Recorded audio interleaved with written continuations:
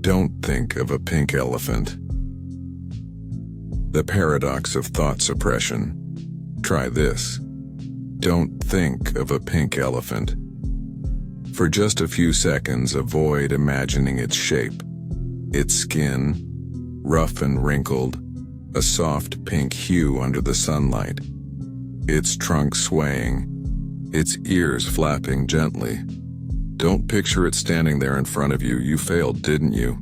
This is the paradox of thought suppression, a self-referential trap of the mind, where the act of trying to eliminate a thought forces it to persist.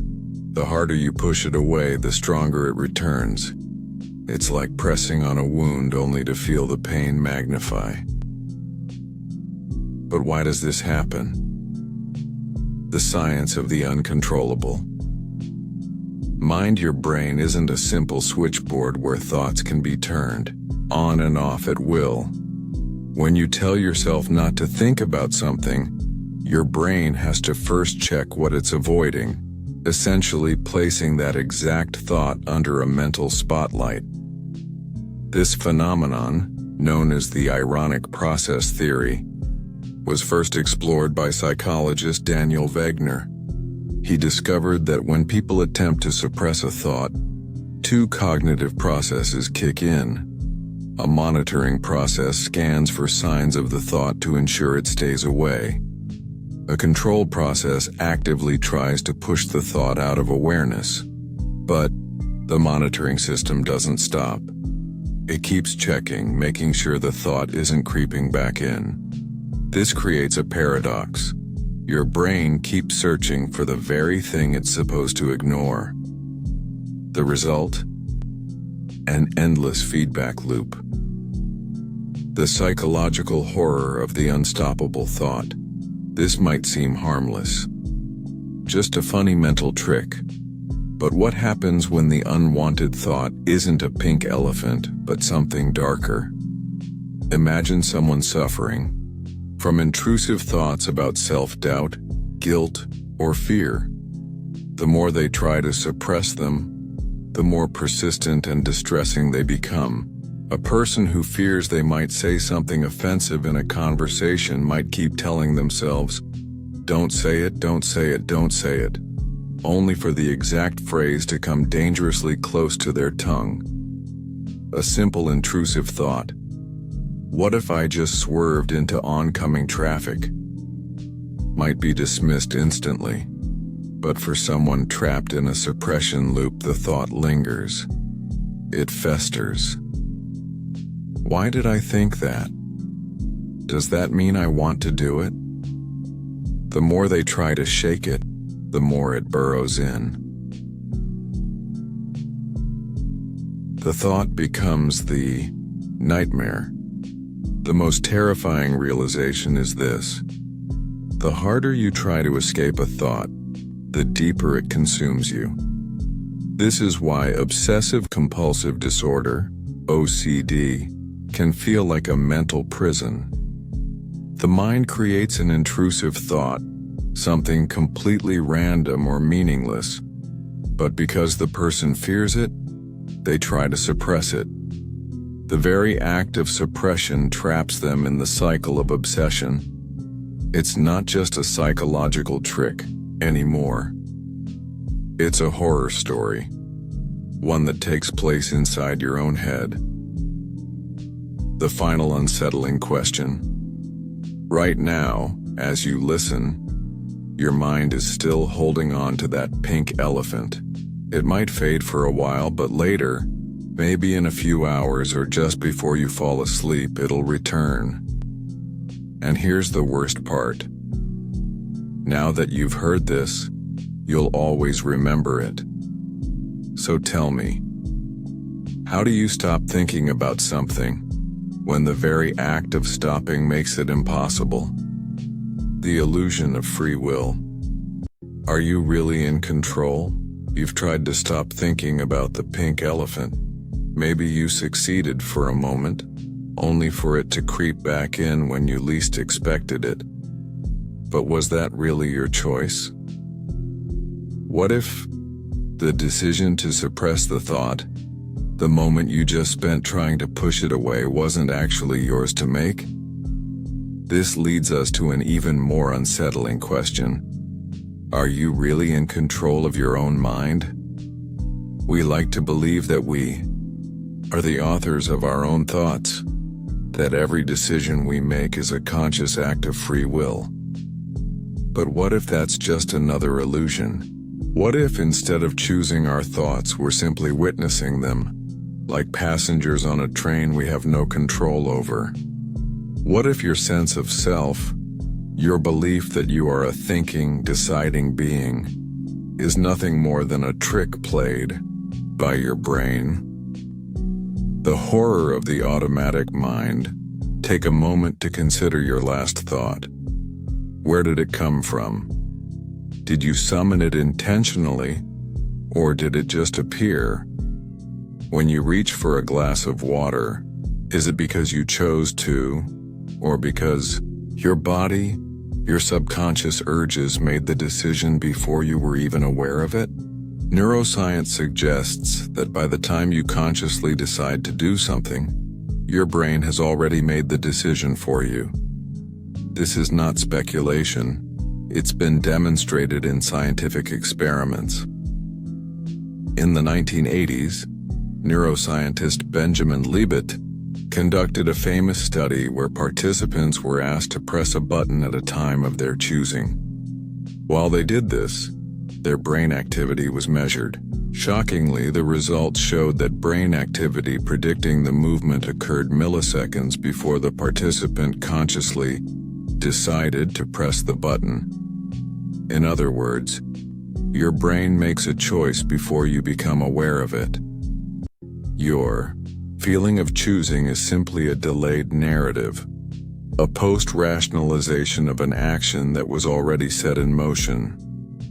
So, if your brain decides first, and you only become aware of the decision later, then what does that say about your free will? Are you just an observer? Imagine sitting in front of a screen where random words appear. You don't type them, you don't select them, they just show up. That's what your thoughts are. A constant stream of ideas, emotions, and impulses bubbling up from nowhere. But here's the terrifying part. If you aren't generating them intentionally, then who is? Some philosophers argue that consciousness is just an afterthought, a narrator explaining choices we never actually made. Your mind isn't a commander. It's an audience watching the show, desperately trying to make sense of something it has no real control over. It gets worse. If you think you're in control of your own thoughts, try this. Think of the next word you're going to say. Go on. Choose any word. Got it? Now ask yourself, why that word? Why not another? Why didn't you choose something completely different? The more you chase this question, the more unsettling it becomes. You might think, well, I chose that word because it felt natural. But then, why did it feel natural? Was it an impulse? A subconscious influence? A memory that popped up at the right moment? If your thoughts emerge from processes beyond your conscious control, who or what is really making the decisions in your life? The puppeteer in your head. The illusion of free will extends beyond just thoughts. It infects everything we do. You think you choose your actions. But if your brain acts before you decide, then what is truly driving you? Psychologists have shown that much of human behavior is predictable and automatic. Studies suggest that decisions, such as which brand of cereal to buy, which route to take home, or even which political candidate to support, are largely shaped by subconscious biases, not rational thought. In one study, participants were asked to choose between two identical products. Unbeknownst to them, Subtle environmental cues, like lighting or positioning, made them overwhelmingly favor one over the other. When asked why, they rationalized their choice with logical-sounding explanations, yet they were completely unaware that an external force had influenced them. If so much of our behavior is shaped by factors beyond our awareness, are we truly free? Are we making choices, or are we just watching them happen? The existential horror of no control. If free will is an illusion, what does that mean for our sense of self? Your personality, your dreams, your fears. If all of these are just biological processes, external influences, and automatic reactions, then how much of you is truly yours? And if your actions, your thoughts, even your deepest beliefs aren't yours, then are you even real in the way you think you are? Here's where it gets even worse. If we accept that we don't have true control, then everything we do, every love we've felt, every decision we've made, every regret we carry, wasn't truly ours to begin with. It was inevitable. It was determined before we were even aware of it. So tell me, if you aren't the one deciding what to think next, who is? The Self-Referential Nightmare. Thinking about thinking. Where does it end? You've tried to suppress a thought, only to have it return stronger. You've questioned whether you're truly in control, only to realize your brain may be making decisions before you're even aware of them.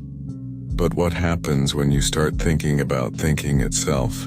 What if your mind becomes trapped in a loop, not of external fears, but of its own endless self-referential cycles? This is where the true horror of recursive thought begins. The thought that consumes itself. Try this experiment. Think about the fact that you're thinking. Now take it one step further. Think about the fact that you're thinking about thinking. Now push it even further. Think about who is doing the thinking. What part of you is watching? And what part of you is being watched? If you keep going down this path, something unsettling happens. Your mind starts to turn in on itself. You're both the thinker and the observer of the thought. But which one is real? This is the foundation of a self-referential nightmare. A thought loop that has no escape because it only leads back to itself. The terrifying part? This isn't just a philosophical game. It's a cognitive trap people can actually fall into. Some people become stuck in these spirals, unable to stop analyzing their own minds, unable to trust their own perceptions. It's like a mental black hole collapsing in on itself. The more you try to break free, the tighter the grip of the loop becomes. The hall of mirrors in your head. Imagine standing in a room full of mirrors. You see your reflection, but behind that reflection there's another, and another, and another. No matter how far back you look, there is always another layer of reflection, stretching into infinity. This is what happens when the mind observes itself. It's a paradox. You are both the subject and the object of your own observation. This realization can be deeply unsettling. You might assume that you are one unified self, an identity, a consciousness, an I that exists independently. But when you look closely, that unity starts to fracture. The more you analyze your own thoughts, the more you realize that your mind isn't a single entity. It's a collection of conflicting impulses, competing desires, and shifting perspectives. This is the horror of self-reference. If you are observing yourself, then which part of you is the real one?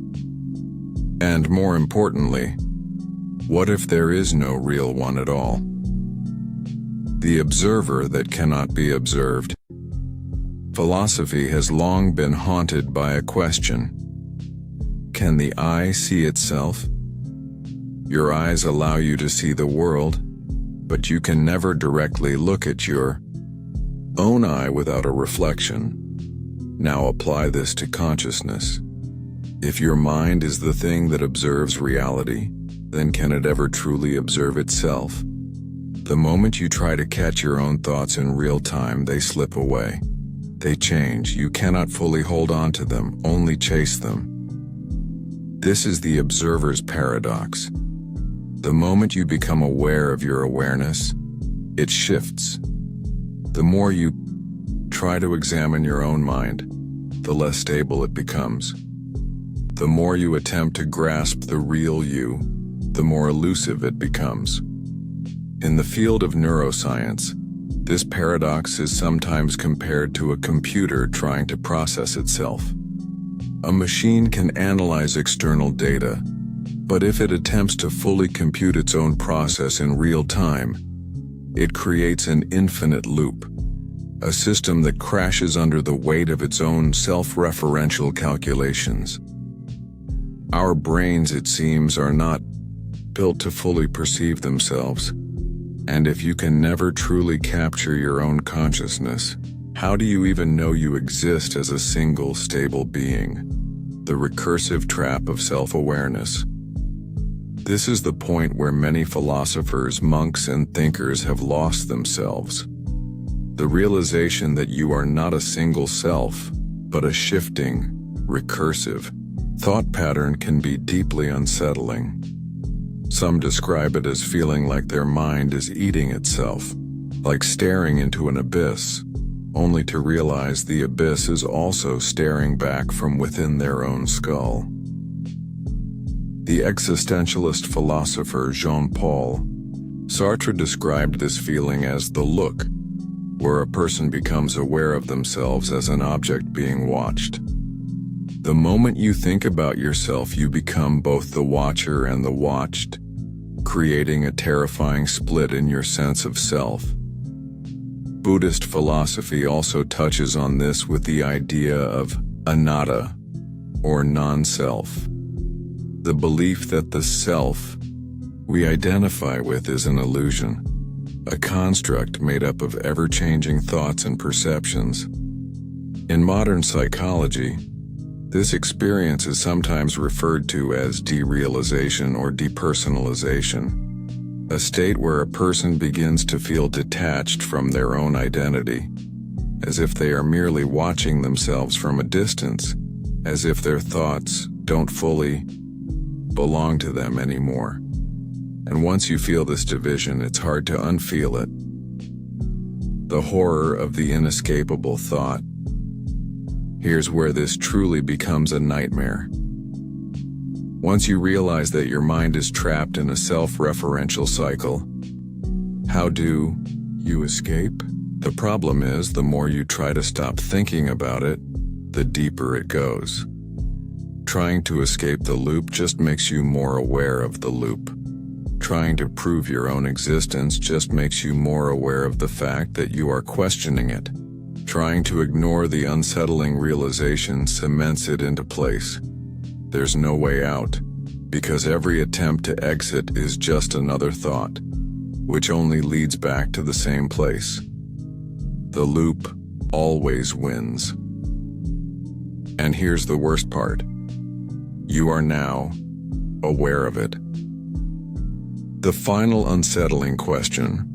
Right now, in this very moment, you are aware that you are reading this sentence. But ask yourself this: who is the you that is aware? And if you think you know the answer, who is the one that just thought of that answer? The dream paradox. If you can't prove you aren't dreaming, does waking up even matter? You are here, reading this right now. You can feel your body, the weight of your surroundings, the air on your skin. Everything seems real. Everything feels stable. But are you sure? Are you absolutely certain you aren't dreaming? And more importantly, if you can never prove you aren't dreaming, does it even matter? This is the dream paradox, one of the most unsettling thought traps known to philosophy, neuroscience, and even horror.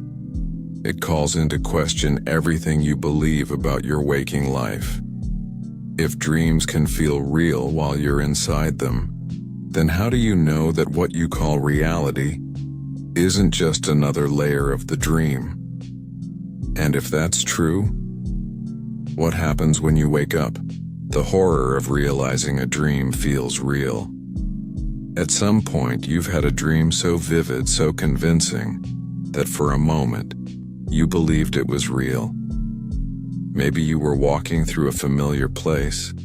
Maybe you were talking to someone you know. The details felt grounded, until something broke the illusion. Perhaps it was the strange way time moved. Perhaps it was a sudden realization that something was off. Perhaps it was the feeling of waking up and thinking that felt too real to be fake. But now turn that question around. Right now, this moment, how do you know you're not still inside a dream? After all, when you were inside that previous dream, you thought it was real too. What makes this experience any different? What if you simply haven't woken up yet? The impossible task of proving you're awake. French philosopher René Descartes was obsessed with this very idea. He asked himself, how do I know that I'm not dreaming right now? At first, he tried to use logic and senses to prove his wakefulness. He could touch things, hear sounds, feel pain. But then he realized he had experienced all of these things in dreams before. Dreams can simulate reality so well that they can fool you into thinking you're awake. So how do you prove you aren't dreaming?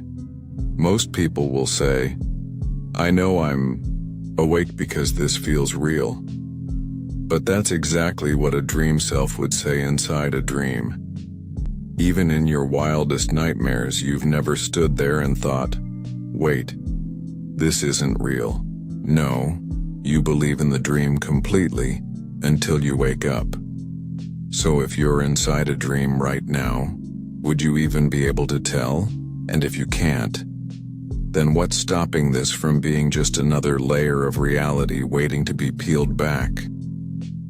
Lucid nightmares. When waking up isn't an option for some, this paradox doesn't stay theoretical. It becomes a waking nightmare. People suffering from sleep paralysis sometimes report waking up in their rooms, fully aware, only to realize that something is horribly wrong. They see shadows moving in the corners. They hear whispers they can't explain. Their bodies refuse to move. The terror comes from one question: am I still dreaming? Some have described waking up over and over again, only to find themselves still trapped inside another dream, a phenomenon known as a false awakening. One case documented in sleep studies involved a man who woke up 7 times in a row, each time believing he had finally returned to reality, only to discover another inconsistency that shattered the illusion. He was trapped in a recursive loop, unable to trust his own senses. And now consider this. If you were dreaming and you had never woken up, would you ever know? The reality problem. What if life is just another dream? Let's take this paradox one step further. Imagine that after your life ends, you wake up not in an afterlife but in another reality. Perhaps you're in a lab. Perhaps you're on an alien world. Perhaps you're simply somewhere else. And someone standing beside you says, "That was a long one. Welcome back." If that happened, how would you know that the life you lived was real? You wouldn't. Because every time you wake up, the reality you left behind fades into a memory, just like a dream. This is an idea that has haunted some of the greatest thinkers in history. Ancient Taoist philosopher Zhuangzi famously wrote, "I dreamed I was a butterfly fluttering around happy and free. Then I awoke. But now I do not know. Was I a man who dreamed I was a butterfly? Or a butterfly dreaming I am a man?" The terrifying part, there's no way to know. Because every reality feels real until you wake up. The unsettling truth. There is no test for reality. Some argue that logic can prove wakefulness, that dreams are fuzzy, inconsistent, illogical. But many people dream in hyper-realistic detail, and even when a dream is bizarre, it doesn't feel like a dream until you wake up. In fact, many people's strongest memories of childhood turn out to be dreams, not real events. And yet, their brain held on to them as real. Reality itself may not be as stable as we assume. And here's the worst part.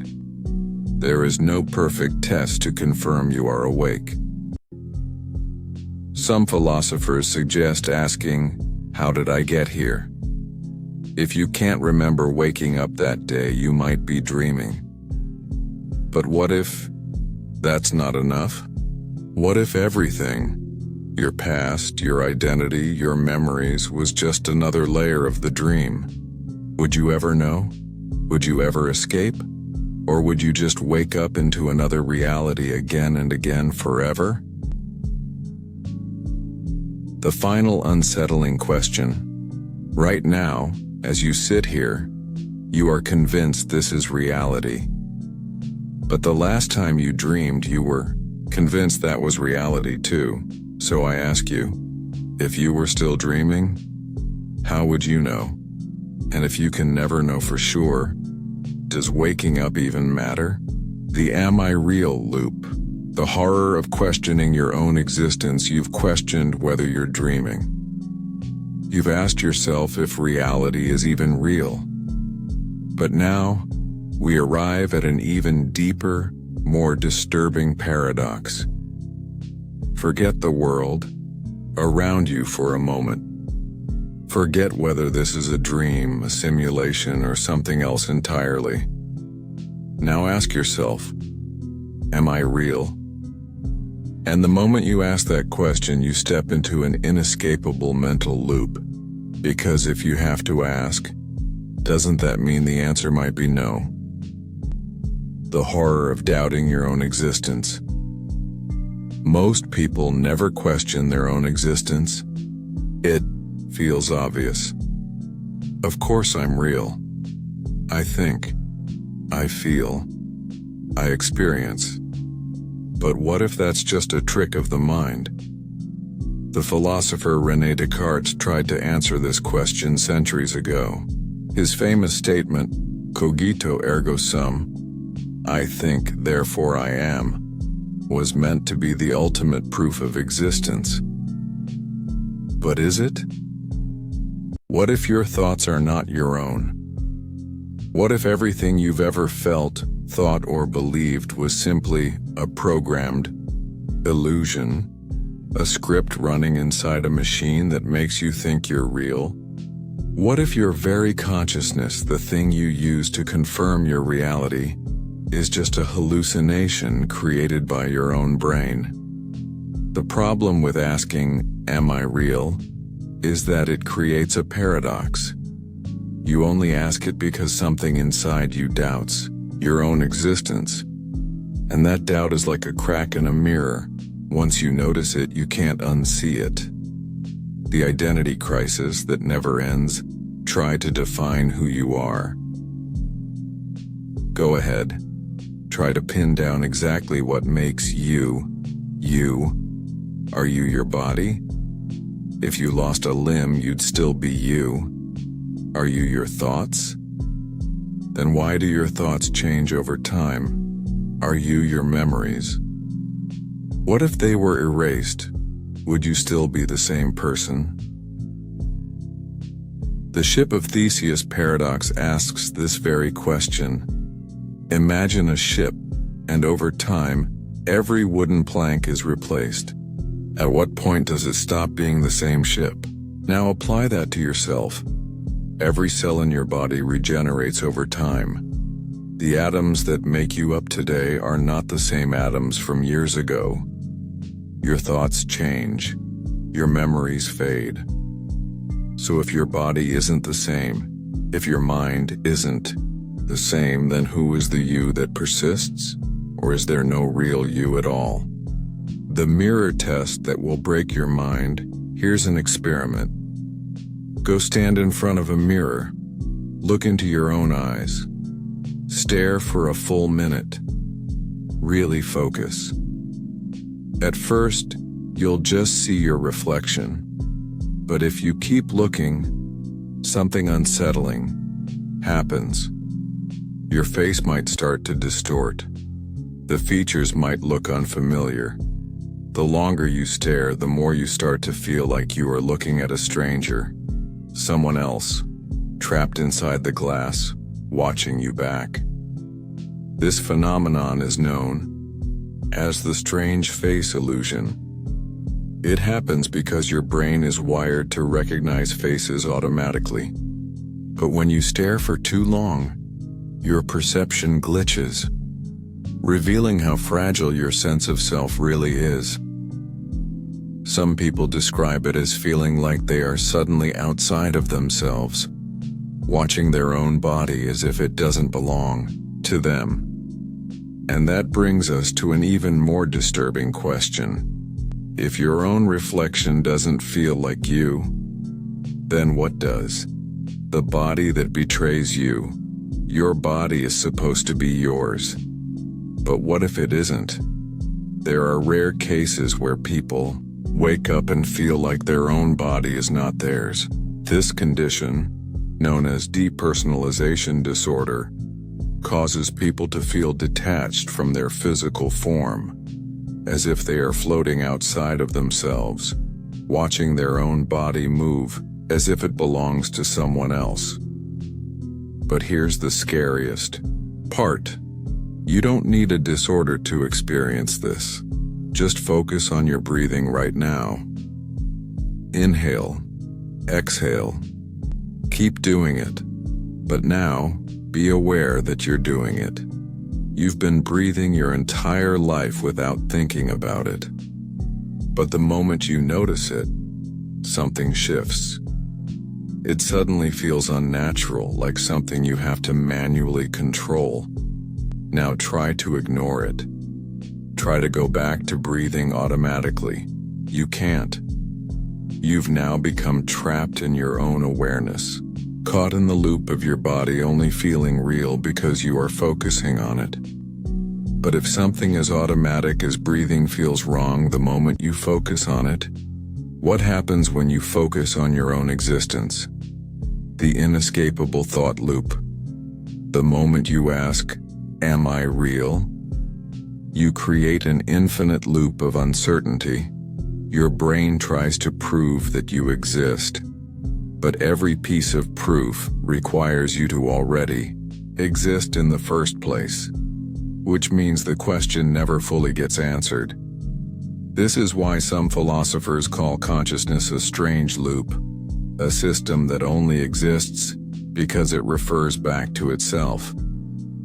It's like a book that only makes sense when you reach the final page, only to realize the last sentence tells you to start reading again from the beginning, and the loop continues forever. The final unsettling question: you exist, you think, you feel, you experience the world. But what if that's just the illusion? What If the moment you stop thinking about yourself, you cease to exist, or worse? What if you've already stopped existing and the only thing keeping you here is the thought that you might not be real? Zeno's paradox of awareness. If every moment can be divided infinitely, are you ever truly in the present? You've questioned your reality. You've questioned your existence. But now we arrive at a deeper, more disturbing realization. What if you are never truly in the present? Time feels continuous, flowing from one moment to the next. But what if that's just an illusion? What if every second, every experience, every now is just a fragmented illusion of continuity? What if you never actually arrive at the present at all? The illusion of motion, the arrow that never reaches its target. The ancient philosopher Zeno of Elea proposed a series of paradoxes that shook the very foundations of time, space, and movement. One of his most famous is the arrow paradox. Imagine an archer firing an arrow at a target. To reach its destination, the arrow must first travel half the distance. Then it must travel half of the remaining distance. Then half of that, and half of that, and so on, forever. No matter how close the arrow gets, there is always another fraction of distance left to cover. It will always have to move halfway again, never truly arriving at its destination. Logically, the arrow should never reach the target. It should be frozen in an infinite sequence of smaller and smaller steps. And yet in reality, the arrow does reach the target. But how? How can something complete an infinite number of steps in a finite amount of time? And if time itself can be divided infinitely, then is any single moment truly real?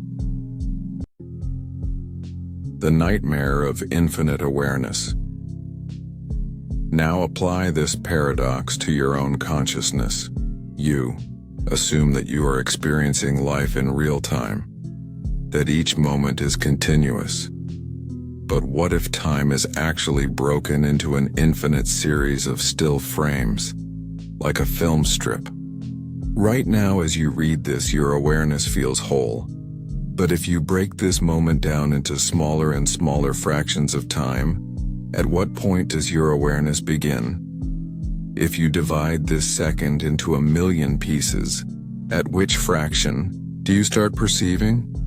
If you divide it into 1,000,000,000 pieces, is there still a singular moment where you are aware? Or is your consciousness simply flickering between an infinite number of frozen snapshots, giving you the illusion of a continuous flow? If so, then the you reading this sentence right now is not the same you that read the last sentence. Because between each thought, between each second, there is always a gap, a moment of nothingness, a void where you do not exist. The fear that you are continuously restarting.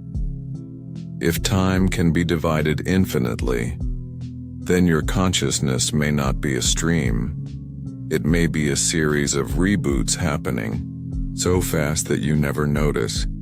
You assume you've existed for your entire life. But what if you are only seconds old? What if every moment your consciousness is destroyed and replaced with a new one, identical to the last but unaware that the previous version ceased to exist? Think about how you wake up every morning. One moment, there is nothing.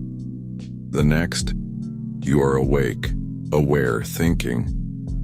How do you know that the same thing isn't happening every second? How do you know that right before you read this sentence, you didn't blink out of existence and a new version of you, one that contains all of your memories, was placed here to continue reading? And if this is true, then who was the previous you? And where did they go? The mind is a glitching machine. This concept isn't just a philosophical nightmare. It's been studied in neuroscience. Scientists have discovered that your brain actually processes reality in frames, not in a continuous stream. The human brain refreshes its perception every 13 milliseconds. That means the present moment you are experiencing right now is already outdated. You are always living in the past, a fraction of a second behind reality, and that delay gets worse in certain conditions. Some people who experience derealization describe reality as feeling lagged, as if their awareness of the world isn't syncing up properly. Some individuals with temporal lobe epilepsy report losing time, suddenly jumping from one moment to another, as if their consciousness is skipping frames. Even ordinary people experience time dilation. During moments of extreme fear or adrenaline, time appears to slow down because the brain starts processing at a higher frame rate. If your brain controls your sense of time, then how can you ever trust that you're experiencing it correctly? What if you aren't actually here in the present at all? The unreachable present. Are you always one step behind reality? Let's return to Zeno's paradox. If time is infinitely divisible, then every moment you experience is only halfway to the next. No matter how close you get to the present, there is always another fraction of time before it. That means you are never truly in the present moment. You are always chasing. Imagine running toward the horizon. The closer you get, the farther it moves away. Now imagine that the horizon isn't just a physical distance, but time itself. No matter how much you try to exist in the present, it will always be a fraction of a second away. You will always be arriving. You will never have arrived. The final unsettling question: you believe you are here. You believe this moment is real. But if time is made up of an infinite number of smaller and smaller steps, then tell me, are you ever truly experiencing the present? Or are you just falling forward into eternity, forever chasing a moment that never truly arrives? And if that's the case, then have you ever really existed at all? Does it even matter? You've questioned reality. You've questioned time. Now we arrive at the final unsettling realization. What if everything you experience is artificial? What if you're not living in a real world but inside an advanced simulation? And more importantly, if you can never prove otherwise, does it even matter? The simulation hypothesis. Are you just code running on a machine? In 2003, philosopher Nick Bostrom proposed a disturbing thought experiment called the simulation hypothesis. It suggests that if advanced civilizations exist, they would eventually develop the technology to create ultra-realistic simulations of consciousness. If that's possible, then the number of simulated beings would far outnumber real ones, which means, statistically speaking, you are far more likely to be a simulation than a real person. Think about it. If a single civilization created just one simulation, it would contain millions, perhaps billions of conscious beings inside it. Now imagine if multiple civilizations created multiple simulations, running on vast supercomputers, each one filled with simulated people all believing they were real. The numbers become terrifying. For every one real person, there could be trillions of simulated ones. So what are the odds that you are one of the real ones? Almost zero. The code that runs your reality. This idea isn't just science fiction, it has mathematical and physical backing. Some scientists believe that reality itself may have a pixelated structure, just like a computer simulation. The laws of physics have a maximum resolution, Planck length, the smallest possible measurement. The speed of light behaves like a processing limit, preventing information from traveling faster, just like a computer with limited bandwidth. Quantum mechanics suggests that particles don't exist in a defined state until they are observed, similar to how video games render environments only when the player looks at them to save processing power. Even the way electrons orbit atoms follows rules that seem eerily similar to pre-programmed calculations rather than true randomness. If reality behaves like a simulation, then what's stopping it from being one? Glitches in the system. When reality feels fake, most people live their lives assuming the world around them is real. But sometimes, reality glitches. Have you ever had a moment where the world didn't feel quite right? Déjà vu. The unsettling feeling that you've lived this exact moment before, as if a memory from another reality is leaking into this one. The Mandela effect. Groups of people remembering events differently, as if reality was rewritten, and some people retained memories of the old version. Dreamlike distortions. Moments when time moves too fast or too slow, or when everything suddenly feels artificial, like a badly rendered simulation. Some people report visual artifacts in their perception, static, flickering light, even sudden corrections to the environment, like a game loading in new textures. And in the most extreme cases, some describe experiencing reality resets, where they suddenly feel like they've been placed into a new version of the world, subtly different from the one they remember. If these are just tricks of the brain, that's fine, but what if they aren't? What if you're noticing the edges of the simulation? Are you just an NPC in someone else's world? If we live in a simulation, then who or what created it? There are three possibilities, each more unsettling than the last. A hyper-advanced, post-human civilization running ancestor simulations to study their past. Cosmic intelligence testing different versions of reality for unknown purposes. A meaningless self-running simulation where the original creators have abandoned it, or worse, forgotten they ever created it at all. And here's the truly terrifying part: if this is a simulation, not everyone inside it may be conscious. Just like in a video game, some characters are real players while others are NPCs, non-playable characters running on scripted behaviors. Have you ever met someone who seemed empty, as if they were just repeating phrases, following patterns without any real depth? What if only some people inside the simulation are truly conscious, while the rest are just background code? And if that's the case, are you a real consciousness, or just another NPC that thinks it's real? The existential horror of an unprovable reality. At this point, you might be thinking, well, if I can't tell the difference between a simulation and reality, then it doesn't really matter.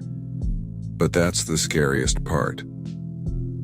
If reality is so perfect, a simulation that you can never prove it's fake, then how do you know that your thoughts, your emotions, your memories aren't just pre-programmed experiences? And worse, if the simulation ends, do you end too? Would it be like waking up? Or would you simply disappear?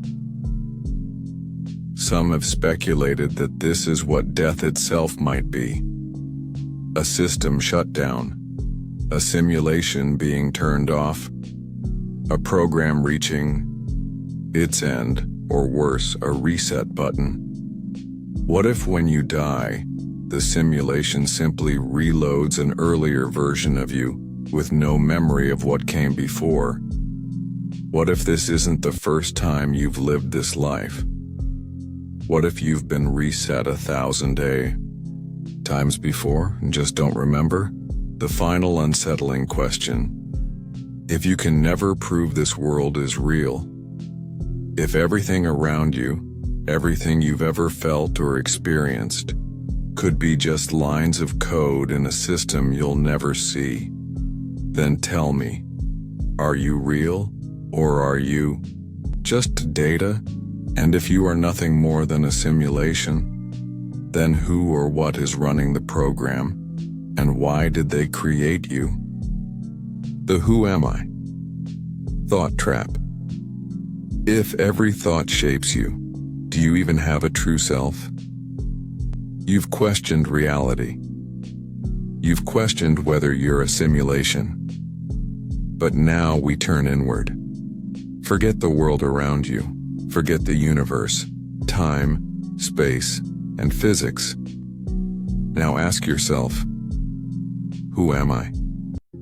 And the moment you ask that, you step into an inescapable paradox, a thought trap with no resolution. Because if you have to ask, doesn't that mean the answer is already uncertain? If you don't know who you are, then who is doing the asking? The illusion of a consistent self.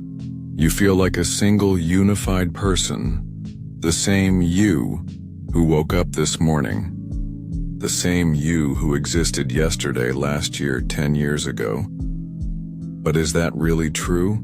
Look back at who you were 5 years ago. Do you have the same opinions? Do you react the same way to situations? Do you feel like the same person? If you're being honest, the answer is probably no. Your memories have changed. Your thoughts have evolved. Your preferences have shifted. Even your physical body has completely regenerated at the atomic level. So which version of you is the real one? The one from 5 years ago? The one from now? Or the one you'll become in the future? And if every version of you is different, then how can there be a true self at all? The paradox of the ever-changing identity. The Ship of Theseus is an ancient thought experiment that asks, if a ship has all of its wooden planks replaced over time, is it still the same ship? Now apply that question to yourself. Your body constantly regenerates, your neurons shift. Your brain rewires itself.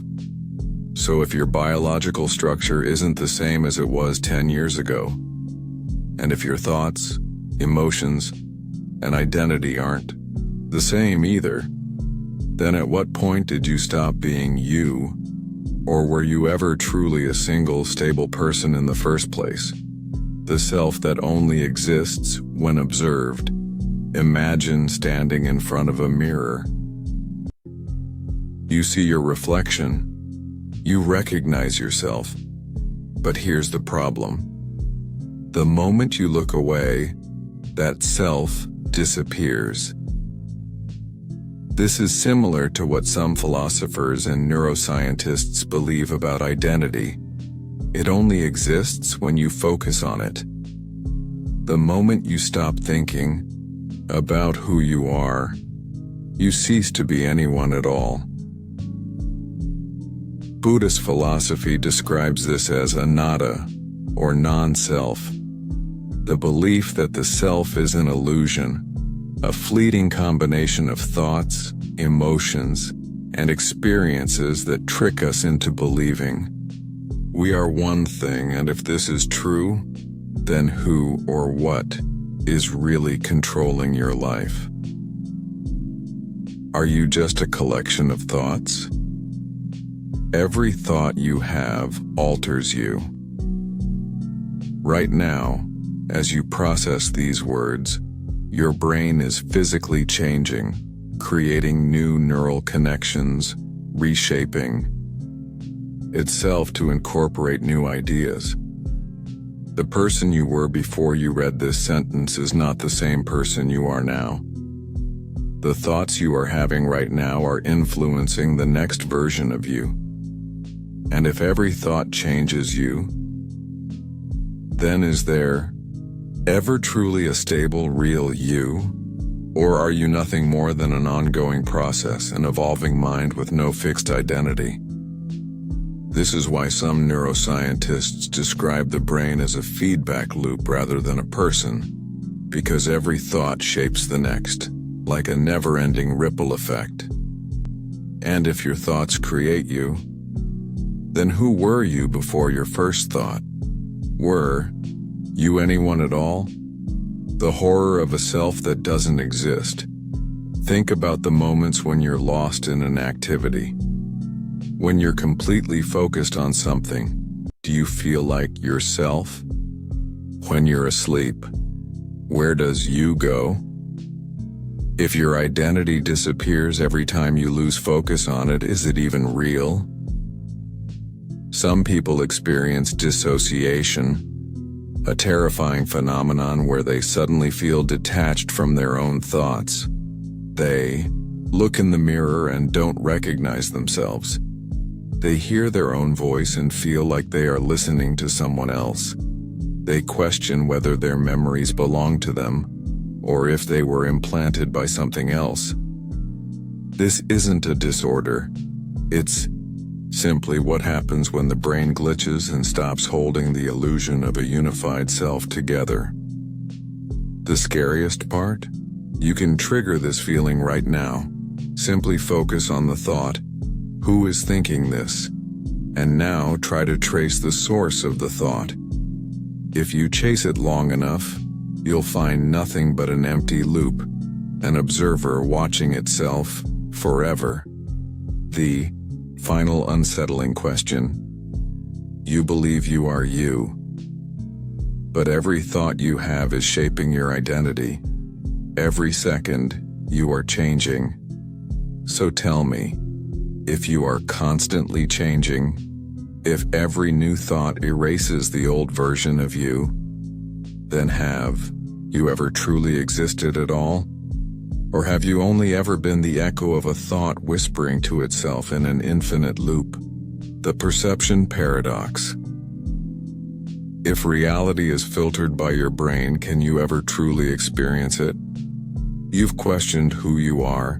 You've questioned whether you even exist. Now let's take it one step further. Even if you do exist, even if this world is real, how do you know that you're experiencing reality as it truly is? Your entire perception of the universe, every sight, sound, taste, and thought is filtered through your brain. But what if your brain is lying to you?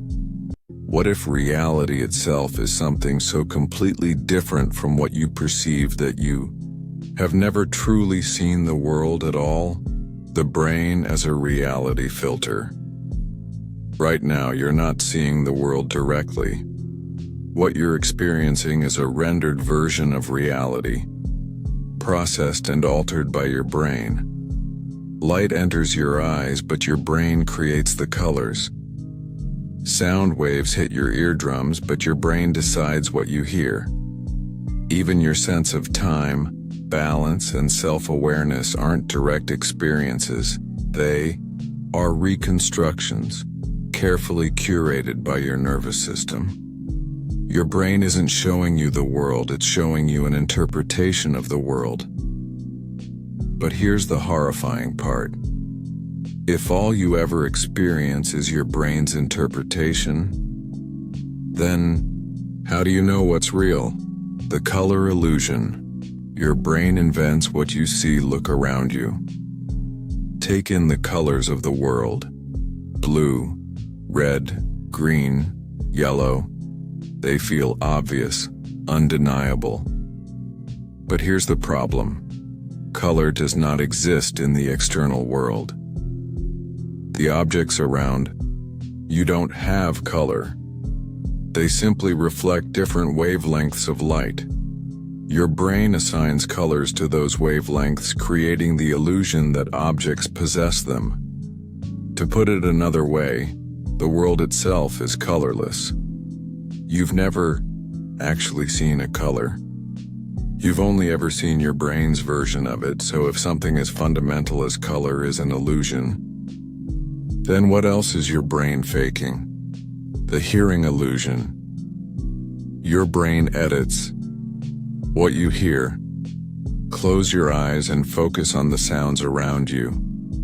You assume that you hear the world in real time, but your brain actually processes sound before you perceive it, sometimes even filling in missing details that it thinks should be there. There are cases where people have experienced auditory hallucinations, hearing words that were never spoken, simply because their brains predicted them in conversation. In fact, when you hear someone speaking, your brain is always slightly delaying and correcting the input, meaning that what you think is real time has already been processed and altered. You are never hearing the raw world. You are hearing a manufactured version of it. The time perception error. You are always living in the past. You believe that you are experiencing this moment right now. But that's not true. Neuroscientists have found that your brain takes time to process sensory information, meaning that by the time you perceive something, it has already happened. In other words, your entire life is a delayed broadcast. The light you see took time to reach your eyes. The sound you hear took time to be processed. The sensations you feel were transmitted through your nervous system before reaching your awareness, which means by the time you become conscious of a moment, it's already gone. So if every moment you experience is technically in the past, have you ever truly been in the present? Or are you just catching up to a reality that has already moved on without you? The hallucination theory. Reality is a controlled dream doctor. Anil Seth, a neuroscientist, describes consciousness as a hallucination that we all agree on. Your perception of the world is not a raw feed of reality. It is a carefully constructed illusion, designed by your brain to help you survive. Here's the terrifying part. Your brain can make you see things that aren't there. Your brain can erase things that are there. Your brain can distort time, space, and identity. And the worst part? You would never notice, because the only reality you've ever known is the one your brain shows you.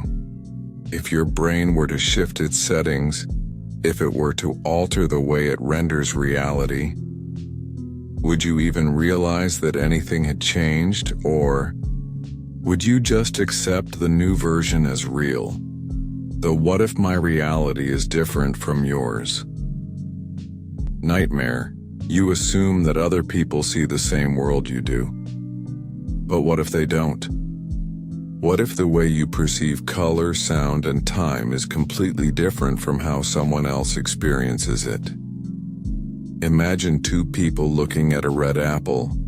You see red because that's the color your brain assigns to it. But what if the other person sees what you would call blue, but they've been calling it red their entire life? What if they taste food in a completely different way but will never realize it, because their brain has always interpreted it that way? This is why some neuroscientists suggest that there is no shared reality. There are 8 billion separate personalized versions of reality, one for every human brain. So if reality is just a personal hallucination, then whose version is real? The final unsettling question.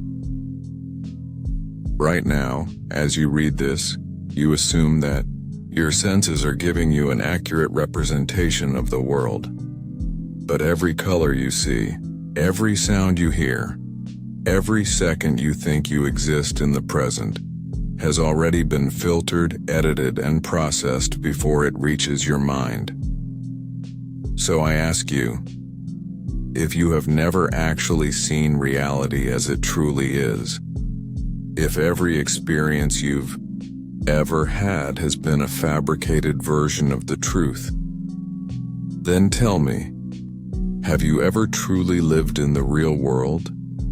Or have you only ever lived inside your brain's best guess of what reality is supposed to be? The what if I'm the only conscious being paradox. The solipsistic nightmare. You've questioned reality. You've questioned whether your senses are lying to you. Now, we arrive at the most isolating, most terrifying realization of all. Forget about the world. Forget about time. Forget about perception. Now ask yourself, what if you are the only conscious being in existence? What if everyone around you, your friends, your family, every stranger you've ever passed, are not real people? What if they are just background characters? Empty vessels? A simulation designed to keep you from noticing the truth?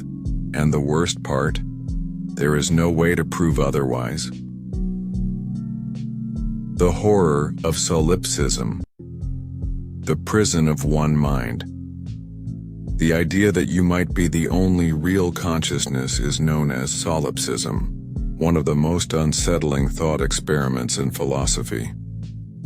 Solipsism argues that the only thing you can ever truly be certain of is your own mind. You can doubt everything else. Your senses could be deceiving you. Your memories could be fake. The entire universe could be an illusion.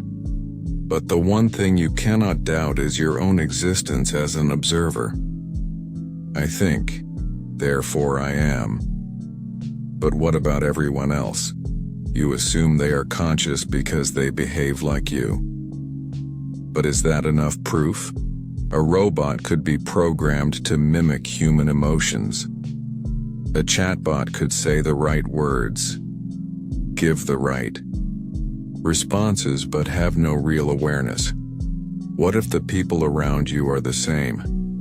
Just biological machines, running scripts, reacting, speaking, behaving as if they are conscious, but without any real experience of existence? What if you are the only true mind, trapped in an empty world? The other mind's problem. Can you ever prove that someone else is conscious? Think about the last conversation you had with someone. They responded. They laughed. They showed emotions. But here's the problem. How do you know they actually felt anything? You can see them displaying emotions, but you can't step into their mind. You can't experience their thoughts. You can't even be sure they are having thoughts. For all you know, they could be empty shells. Biological machines reacting in ways that appear conscious but with no real inner experience. And the worst part? They would never need to know they were empty. They would simply function, smiling, crying, speaking, without the need for awareness. So if you can't prove that even a single other person is truly conscious, then how can you be sure that you aren't alone? The NPC theory. Is everyone just background code? In video games, non-playable characters, NPCs, exist to fill the world. They respond to you. They interact. They have programmed lines of dialogue. But they aren't real. They are pre-scripted. They don't have inner thoughts or real experiences. They exist only to create the illusion of a populated world. Now consider this. How often do you see the same kinds of people repeating the same kinds of actions? The cashier at the store, the pedestrian crossing the street, the office worker typing at their desk. What if they are just part of the simulation? Background code running predictable patterns to maintain the illusion that you are not alone. After all, if this reality was created just for you, wouldn't it make sense to populate it with scripted characters that make the world feel real? And if that's the case, then how many of the people you know, your friends, your family, are actually real? And how many of them are just NPCs placed in your life to keep you from realizing the truth?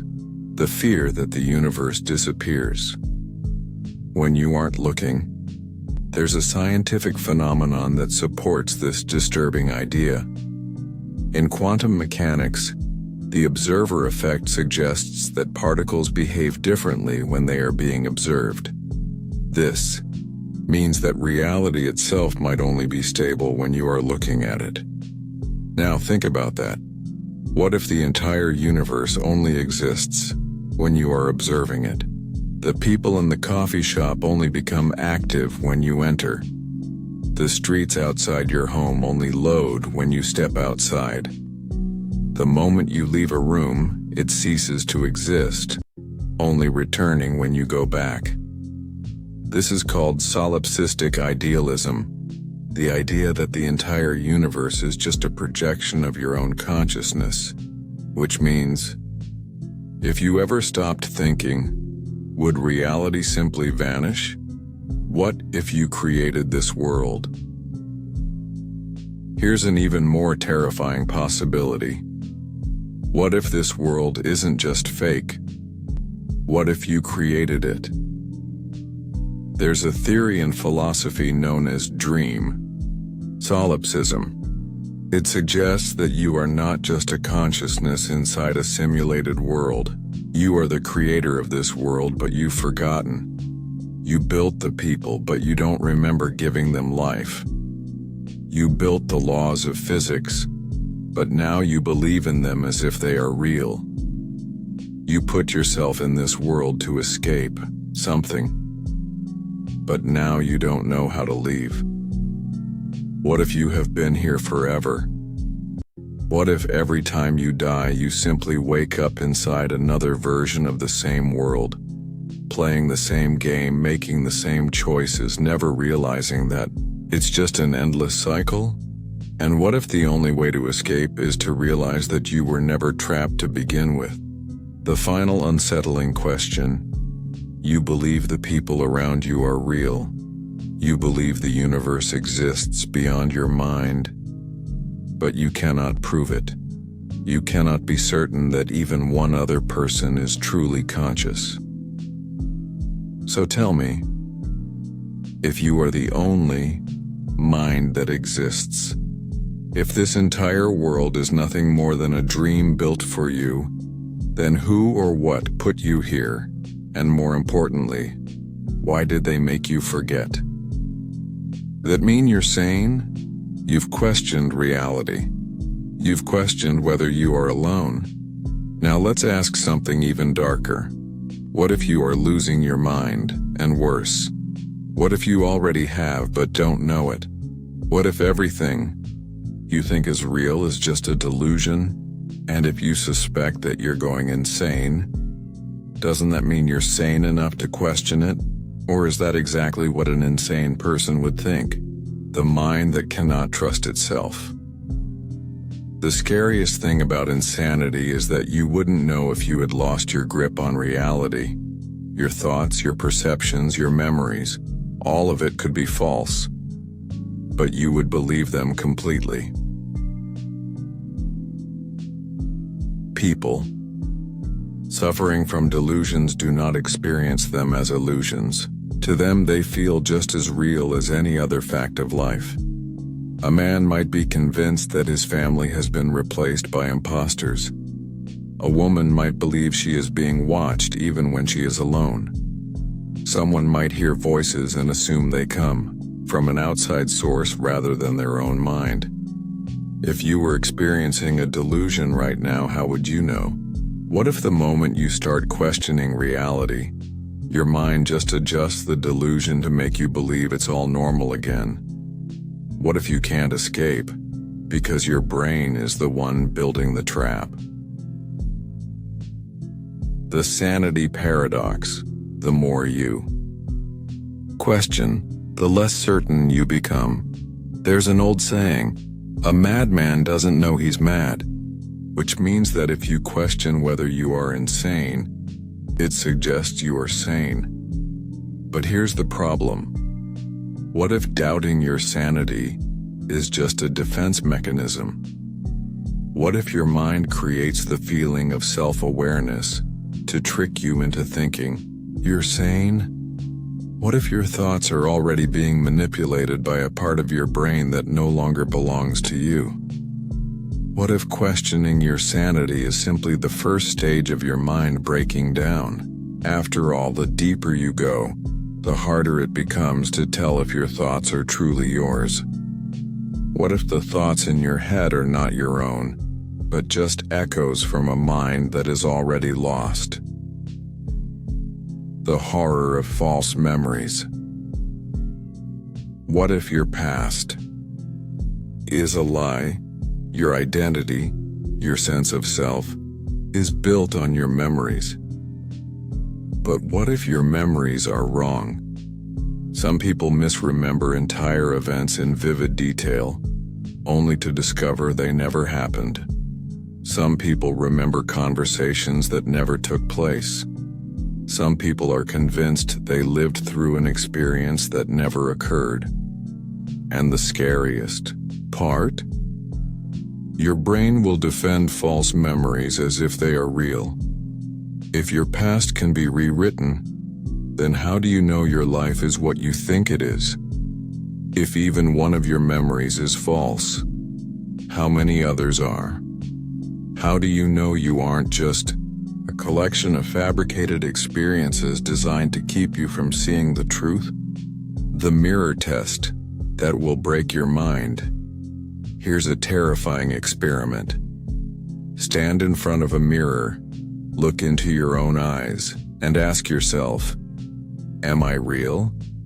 If you feel a sense of unease, if you feel like the reflection staring back at you is a stranger, you've already begun to separate from yourself. Some people describe this moment as the shattering, a realization that they are not who they thought they were, a feeling that their own face does not belong to them, a creeping sensation that their mind is slipping away, but they cannot stop it. And once you feel this, it is impossible to forget. It stays with you, like a fracture in a mirror that only grows larger the more you look at it. The inescapable thought loop: imagine that you are insane, but you don't realize it. Everything seems normal, until one day, you notice something strange, a memory that doesn't add up, a person who says you did something you don't remember, a sense that time is skipping, resetting. At first you shake it off, but the more you focus on it, the more cracks appear, and then the thought enters your mind. What if I've been insane this whole time? But if you've already lost your mind, then how can you trust any of your thoughts? How can you be sure that the world you experience is real and not just a fabrication? The harder you try to prove you're sane, the more unstable your perception becomes, until eventually, you can no longer tell whether you are waking up from a nightmare or falling deeper into one. The final unsettling question: you believe you are sane. You believe your mind is whole. But tell me, if you had lost your grip on reality, if your thoughts were no longer your own, would you even notice? Or would your brain simply rewrite the world to keep you from realizing the truth? And if that's the case, how do you know it hasn't already happened? The liar's paradox applied to the self. If you always lie, can you ever tell the truth about who you are? You've questioned your sanity. You've questioned whether your mind is deceiving you. Now we arrive at an even deeper contradiction, the liar's paradox, applied to your very existence. It's one of the simplest paradoxes ever conceived, yet its implications are terrifying. Imagine someone says, "I always lie." If they are telling the truth, then the statement must be a lie. But if the statement is a lie, then it must be true. It is a contradiction that can never be resolved. A statement that erases itself the moment you try to understand it. But now, apply that paradox to your own identity, your thoughts, your very sense of self. If your mind is capable of lying to itself, then how can you ever be certain of who you truly are? The identity crisis. What if everything you believe about yourself is a lie? You assume that you know who you are, your name, your personality, your memories. These are the things that define you. But here's the terrifying part. What if the story you tell yourself about who you are is a lie? What if your beliefs, your emotions, even your core identity are just constructs designed to protect you from an even deeper truth? You might believe you are kind, but are you? Or is that just a narrative you tell yourself to justify your actions? You might believe you are strong, but how do you know? Or is that just a mask you wear to hide your fears? You might believe you have free will. But what if every decision you make has already been decided by forces beyond your control? If your mind can deceive itself, if it can construct false memories, false beliefs, false identities, then how do you know that the you reading this sentence is the real you? Or is that just another lie you are telling yourself? The I am not myself thought experiment. Here's a terrifying experiment. Look at your hands. Feel your body. Think about your name, your personality, your sense of identity. Now ask yourself, am I truly me? At first you will say yes. But if you sit with the question long enough, something strange happens. The sense of I starts to blur. Your identity feels fragile, as if it's something you could step outside of. You realize that you are just a collection of thoughts trying to convince yourself that you are real. If this feeling grows, you might begin to experience derealization, the sensation that you are not actually inside your own body, that your thoughts and your self-awareness are detached from reality. And once you feel that separation, it becomes impossible to forget. Died. First double life. You didn't know you were living. Now take this thought a step further. What if you have been living two lives without realizing it? The you that you think you are, the conscious version, the one who tells the story, the you that exists beneath the surface, the subconscious mind, the one making choices before you are even aware of them. Most of the time, these two selves work together. But what happens if they start to separate? There are people who have lived double lives within their own minds. One version of themselves carefully crafted for the outside world, while the real self, the hidden self, remains buried beneath layers of self-deception. A person who lies to themselves so completely that they believe their own lies. A person who suppresses a memory for so long that they convince themselves it never happened. A person who plays the role of a good person, but deep down, doesn't recognize the face in the mirror. If you lie to yourself, if your own mind can erase, distort, and reconstruct your past, then which version of you is real, and which one is just the mask? The horror of a self that is always changing. Your identity isn't fixed. It shifts, it mutates, it evolves over time. But if you are constantly changing, then what does it mean to be you at all? This is where the liar's paradox of identity begins to eat itself. If you tell yourself who you are, but your thoughts change who you are, then is your answer ever true? If your memories shape your identity, but your memories can be rewritten, then is your past even real? If the story you tell yourself about yourself is based on what you want to believe, then does your real self exist at all? You are a paradox, a system that is defining itself while simultaneously being rewritten. A being that exists only because it continuously convinces itself that it does. And if that's the case, then who or what is truly behind the thoughts in your head? The inescapable thought loop. If your mind lies, how can you ever know the truth? The more you think about this, the deeper the trap becomes. Because if you lie to yourself, if your memories can be altered, if your self-awareness is just a shifting illusion, then how do you ever escape the loop? Every answer your mind provides is just another thought, another construction, another possible deception. You try to catch your mind in the act of lying to you. But the moment you think you found the truth, your mind has already adjusted the story. And so the loop continues, forever.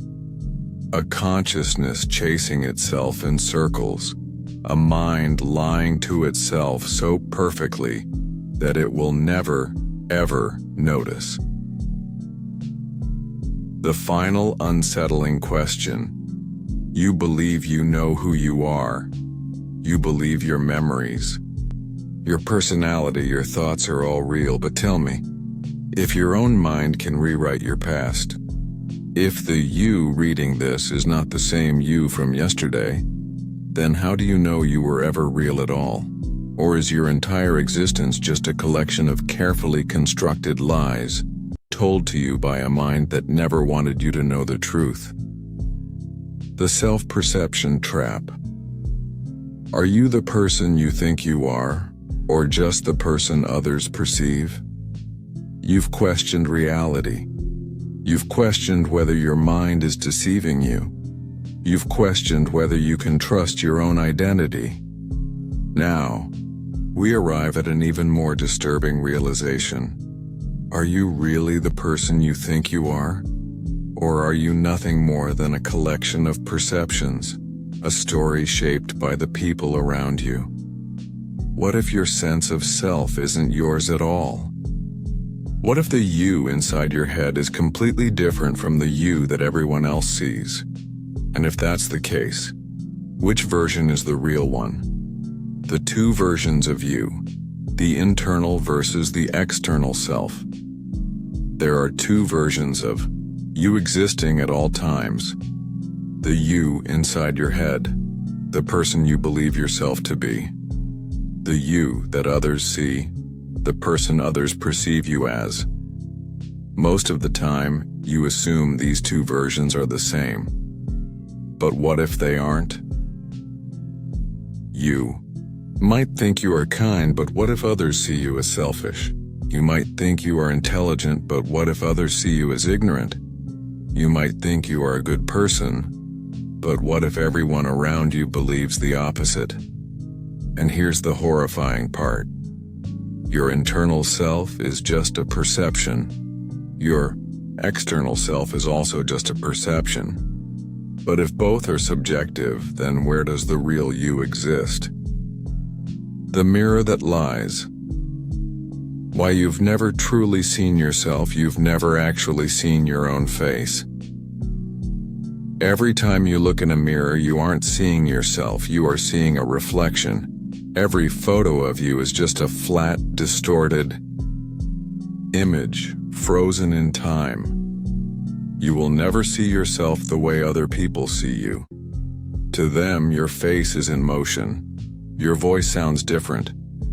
Your expressions, your mannerisms, everything about you exists only from their perspective, which means that you are a stranger to yourself.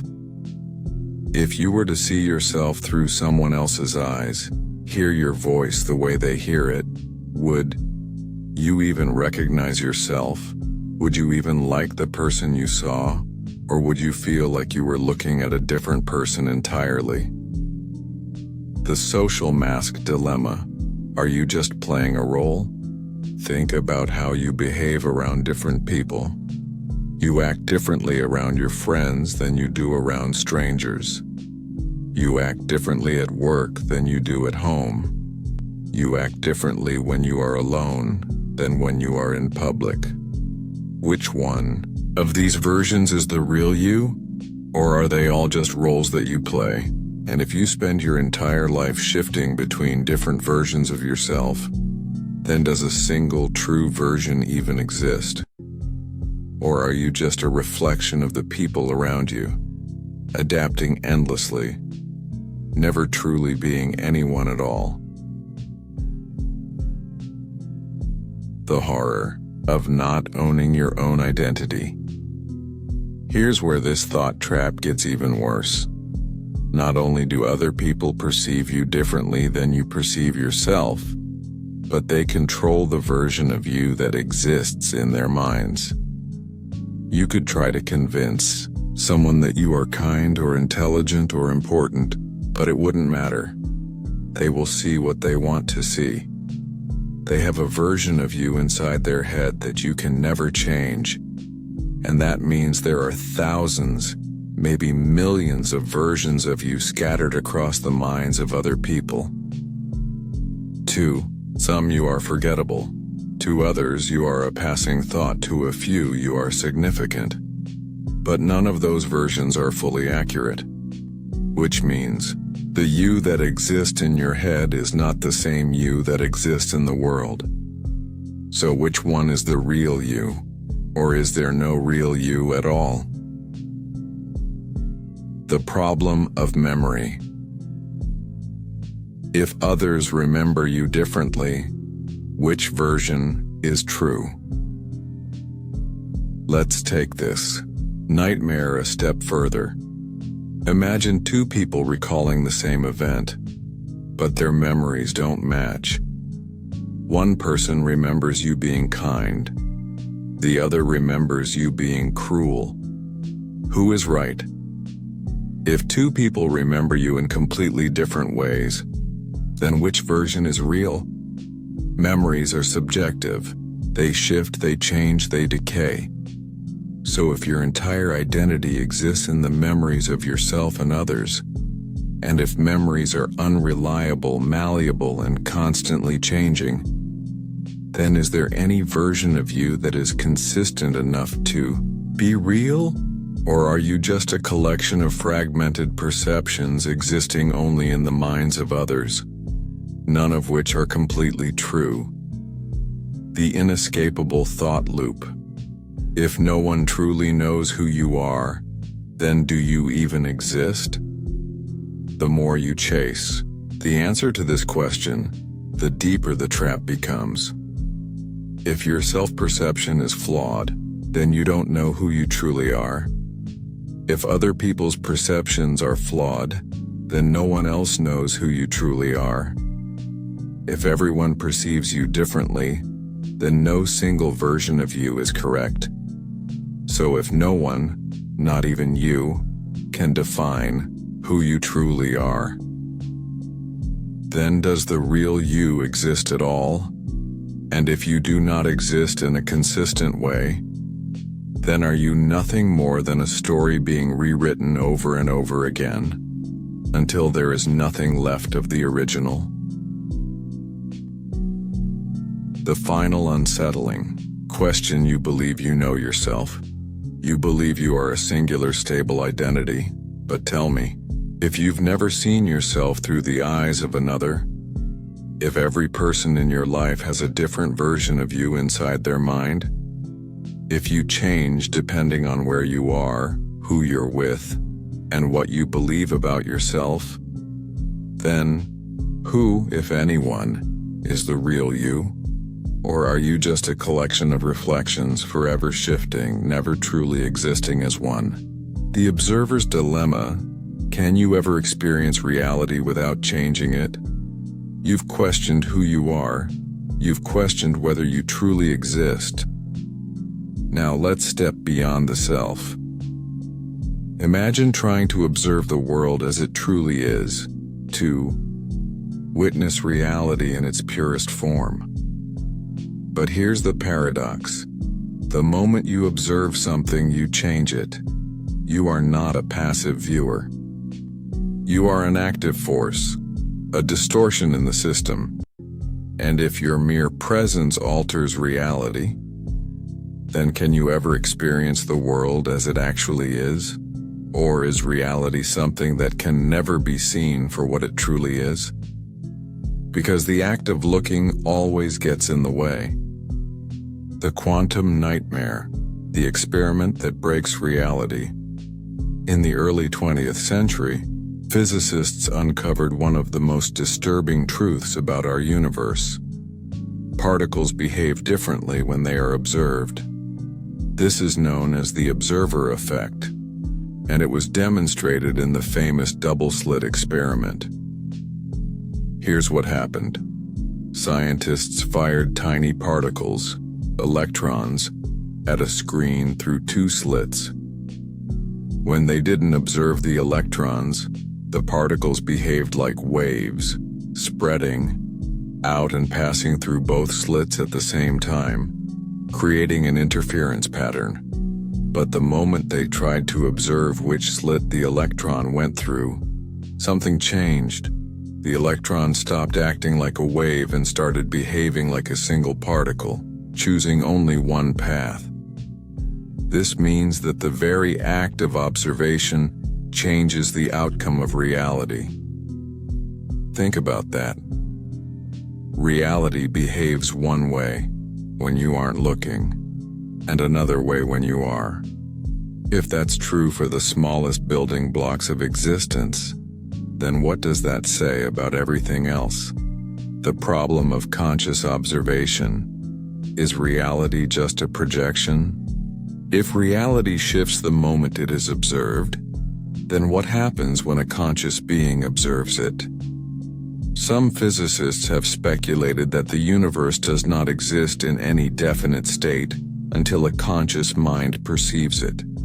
This idea is known as the participatory anthropic principle, which suggests that reality itself is dependent on observation. If no one sees a tree fall in a forest, does it really make a sound? If no one looks at the moon, does it still exist in a fixed state? If you close your eyes, is the world still there? Or does it wait for you to open them again? If reality shifts the moment it is perceived, then how much of what you experience is real, and how much is just your mind collapsing an infinite number of possibilities into a single illusion? The human observer. If you change reality by looking, then what is the truth? You can never observe something without affecting it.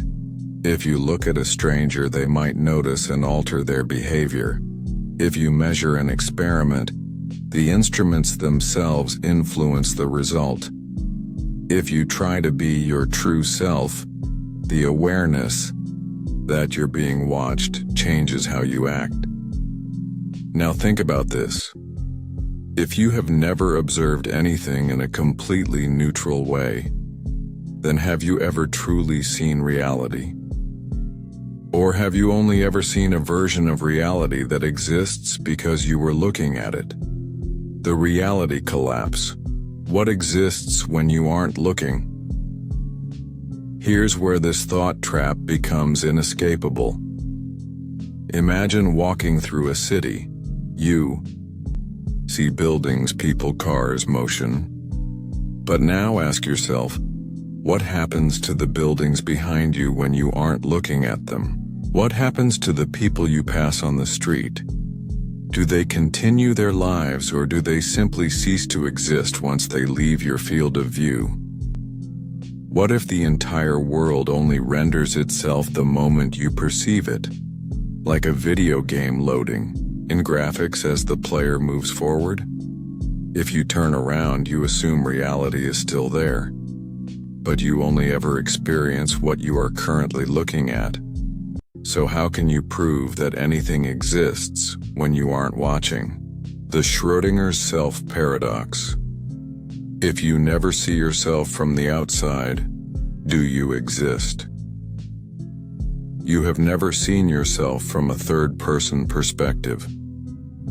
You assume you exist because you feel your body, hear your voice, and see yourself in mirrors. But what if your existence only happens when someone else is looking at you? If everything else in reality changes the moment it is observed, then why would you be any different?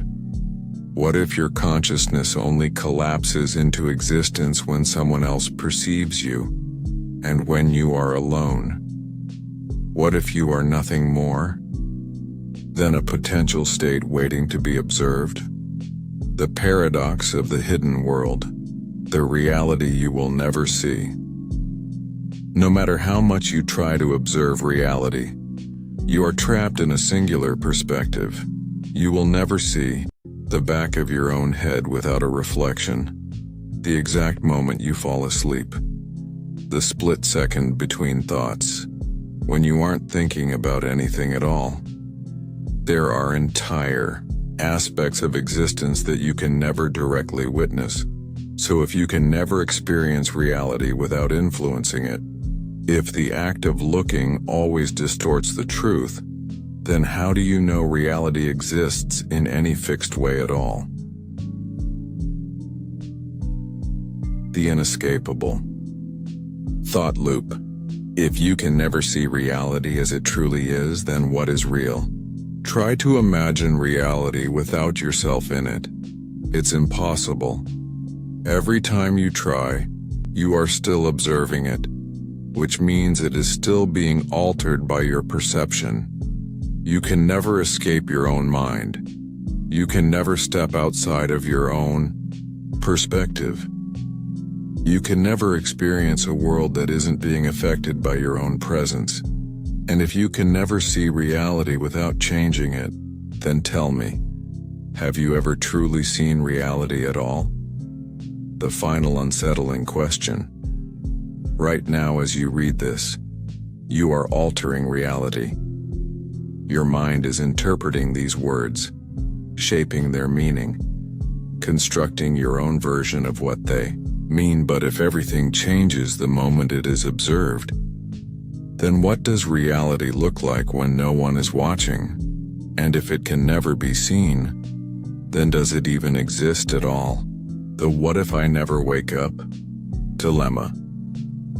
If reality is just electrical impulses in the brain, how do you know you aren't still dreaming? You've questioned reality.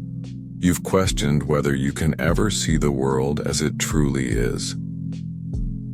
Now, let's ask something even more disturbing. What if you never woke up?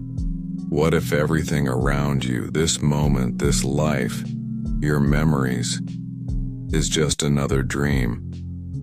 And if dreams can feel real, then how do you know that waking up isn't just another layer of the illusion, the dream that feels too real to be fake?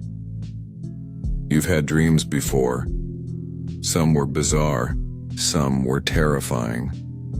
Some felt more real than reality itself. And in those dreams you never questioned whether they were real until you woke up. The moment you opened your eyes, everything that felt so vivid, so undeniable, vanished into nothing. Now, ask yourself, how do you know that hasn't already happened before? How do you know that your last waking up wasn't just another transition from one dream to another? And if that's the case, how do you know that you will ever wake up for real? The nightmare of infinite awakenings. There are people who have experienced false awakenings, a phenomenon where they wake up from a dream only to realize they are still dreaming. Some people wake up over and over again, trapped in a loop where every new reality feels as real as the last. There have been documented cases of individuals waking up 10, even 20 times in a row, each time convinced that they were finally back in the real world, until something shattered the illusion. Now, consider this. If that happened to you, how would you know when you had finally reached reality? How do you know it hasn't already happened? What if every waking up you've ever experienced was just another layer of the same endless dream? The brain that generates reality. How your mind creates the world around you. The truth is, you don't see the world. Your brain constructs it. Every sight, every sound, every texture, everything you experience is just electrical signals being interpreted by your mind. In a dream, your brain can create entire cities, entire lifetimes, entire realities, all while you sleep. So what makes this reality any different? If your brain can generate a fully immersive world when you dream, how can you ever be sure that what you are experiencing right now isn't just another mental construct? What if you are still asleep, and this is just another hallucination created by your own mind? The locked-in dream horror. What if you're trapped? There have been cases of people who could not wake up. Individuals in comas have reported experiencing entire lifetimes inside their minds before finally regaining consciousness. Some people with lucid dream disorders have become trapped in cycles of false awakenings, unable to break free. Patients suffering from sleep paralysis have described feeling awake, aware, but unable to move, watching as their dreams and reality merged into something indistinguishable. Now imagine that happening to you. Imagine trying to wake up, only to find yourself in another reality, then another, and another, until you start to wonder, have I ever woken up at all? The last thought before death paradox. What if you're still living inside your final dream? Here's where the nightmare becomes even worse. Imagine this. At the moment of death, your brain floods with electrical activity. For a brief moment, a fraction of a second, your consciousness lingers. But what if that fraction of a second feels like an eternity inside your mind? What if everything you are experiencing right now, this life, these memories, this reality, is just the final dream of a dying brain? What if your entire life is just playing out in your mind as you fade away? What if you are in a coma right now, dreaming of a world that no longer exists? What if you have already died, but your brain just hasn't accepted it yet?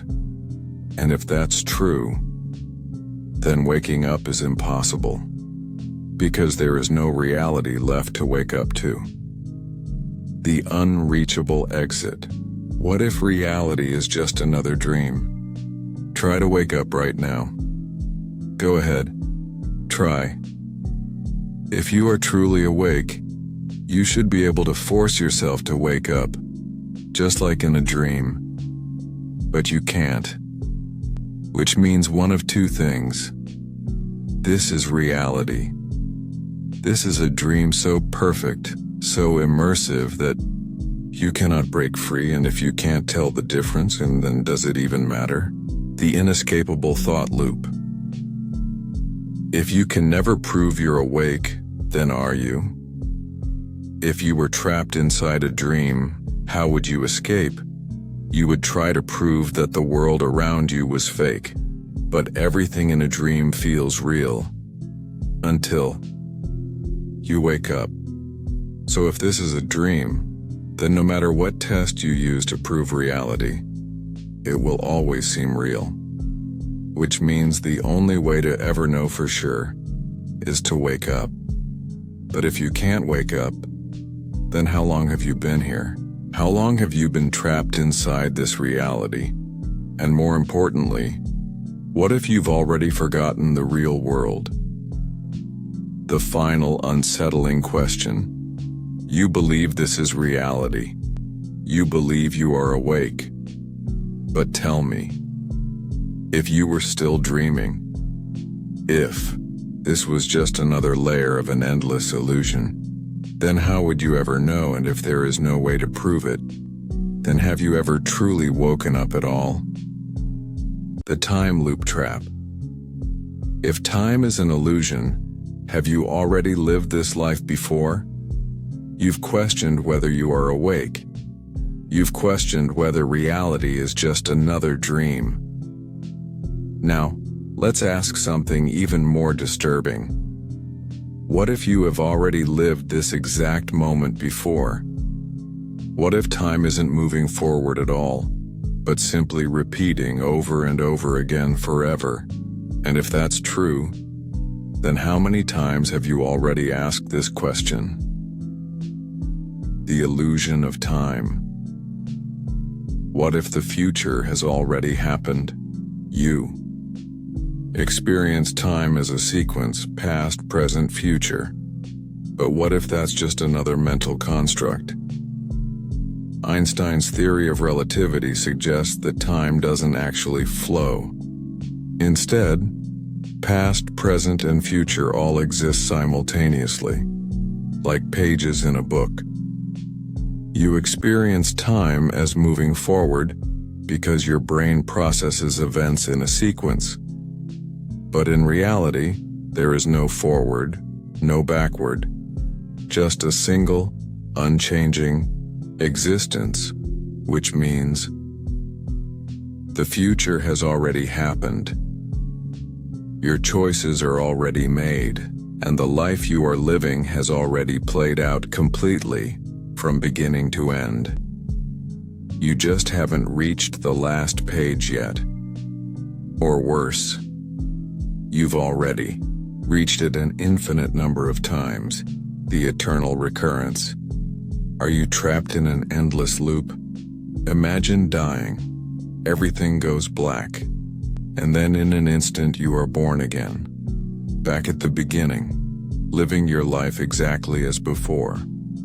You don't remember it, but you are experiencing the same childhood, the same emotions, the same moments, all over again. This idea, called eternal recurrence, was proposed by philosophers like Friedrich Nietzsche. It suggests that time doesn't move forward, it simply loops. Every time you die, you restart from the beginning. Every time you reach the end, you return to the start. Every moment, every choice, every thought you have had before. But if that's true, how many times have you lived this life already? Hundreds, thousands, an infinite number of times. The déjà vu nightmare, a glitch in the loop. You've experienced déjà vu before. That eerie feeling that you've been in a moment before, that unsettling certainty that what's happening has already happened. But what if it isn't just a trick of the brain? What if déjà vu is a memory from the last time you lived this life? A glitch in the loop, a remnant from a past cycle, a moment you've already lived before slipping through the cracks of time. And if that's true, then how many moments have you already repeated without realizing it? The universe that repeats itself. What if nothing ever ends? The universe is governed by cycles. Stars are born, they burn, and they collapse, only for new stars to form again. Matter is never destroyed. It simply changes form. Even the expansion of the universe may not be infinite. Some theories suggest it will eventually contract and start over. Now, apply that pattern to yourself. If the universe itself operates in cycles, then why wouldn't your life? What if death isn't an ending but a reset? What if you are simply part of an eternal cycle that has no beginning and no end? And if that's true, then have you ever really been alive at all, or are you just a program set to run the same script forever? The horror of knowing you have no choice. You believe you have free will. You believe your choices matter. But if time is a loop, then every decision you make has already been made. You are following a pre-recorded path thinking you are choosing, but in reality you are just playing your part. The words you are reading right now, you've read them before. The thoughts you are having, you've had them before. The decision you will make next, it has already been made an infinite number of times, which means there is no escape. You will live this life again. You will read this again. You will die again. And then you will start over. Again. The inescapable thought loop. What if this realization is part of the cycle? Maybe this is the first time you've questioned this, or maybe you've questioned it before. Maybe in every loop, you eventually reach this exact moment, wondering if you are trapped in a repeating existence. And maybe every time you reach the same conclusion. But forget it when the loop resets, which means right now, at this very moment, you are thinking the same thoughts you have already thought 1,000 times before, and you will think them again and again and again, forever. The final unsettling question: you believe you are moving forward. You believe time is real. But tell me, if you have already lived this exact moment before, if time is just a cycle, repeating itself endlessly, then how many times have you already been here? And how many more times will you return? The when did now begin? Paradox. If the present is an illusion, are you always arriving but never here? You've questioned whether time is looping. You've questioned whether you've already lived this moment before.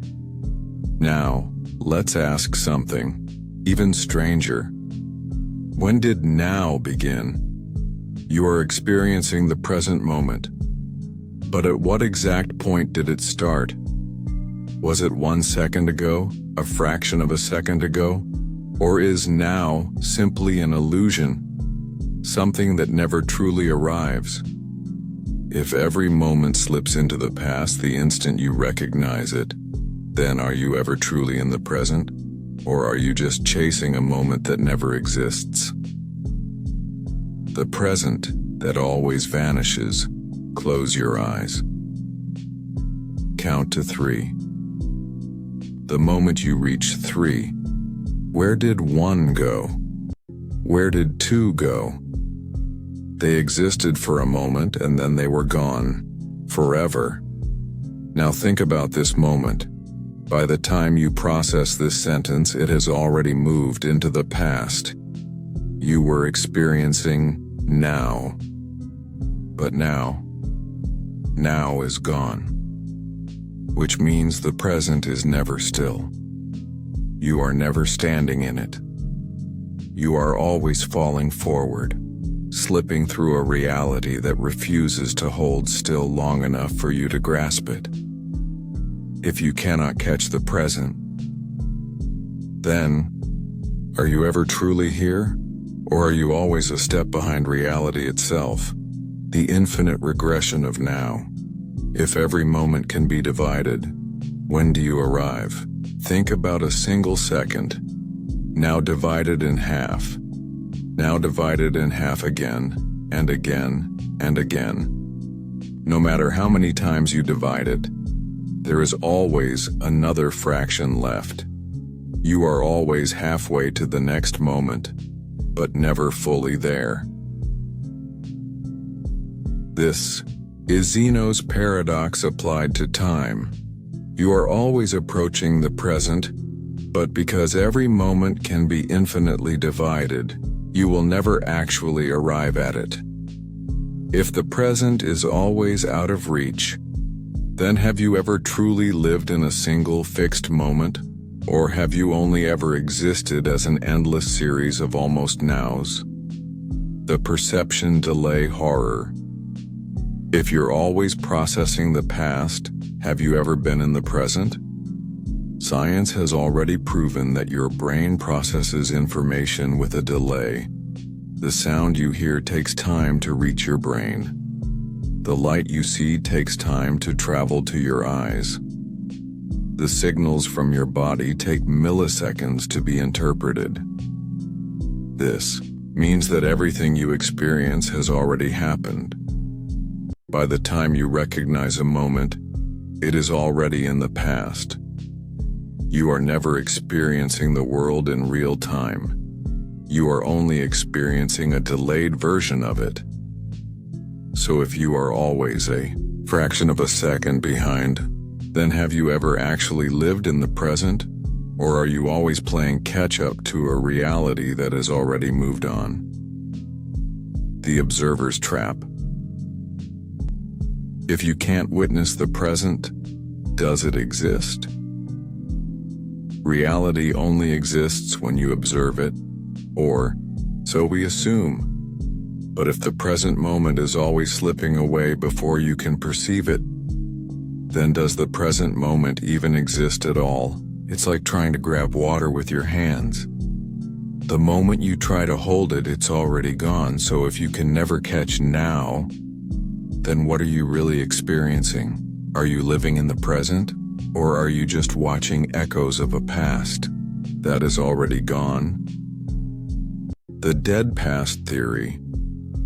Are you just a collection of memories pretending to be alive? If you cannot ever truly be in the present, then what does that say about you?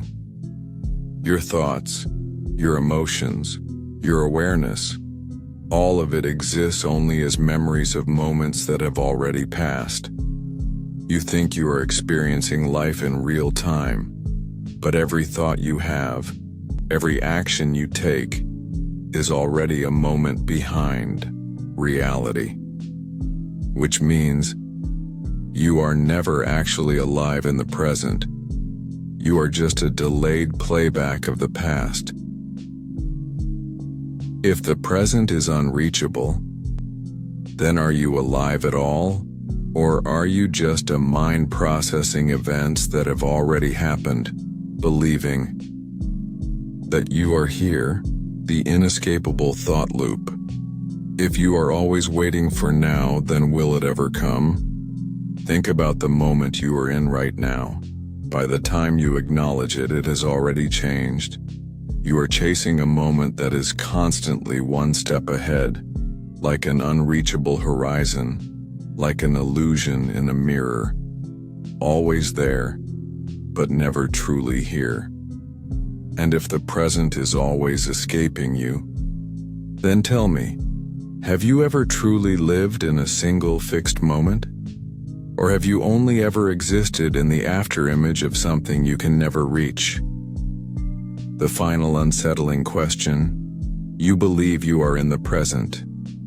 You believe this moment is real. But, tell me, if every moment vanishes the instant you recognize it, If now never fully arrives, always slipping into the past before you can catch it, then have you ever truly been here at all? Or have you only ever been a shadow chasing an illusion, always arriving but never arrived? The what if nothing exists? Paradox. If everything you know is an illusion, is there even a reality to question? You've questioned time. You've questioned your existence. You've questioned whether this life is an endless loop. But now, let's take it further. What if there is no reality? Not just an illusion, not just a dream.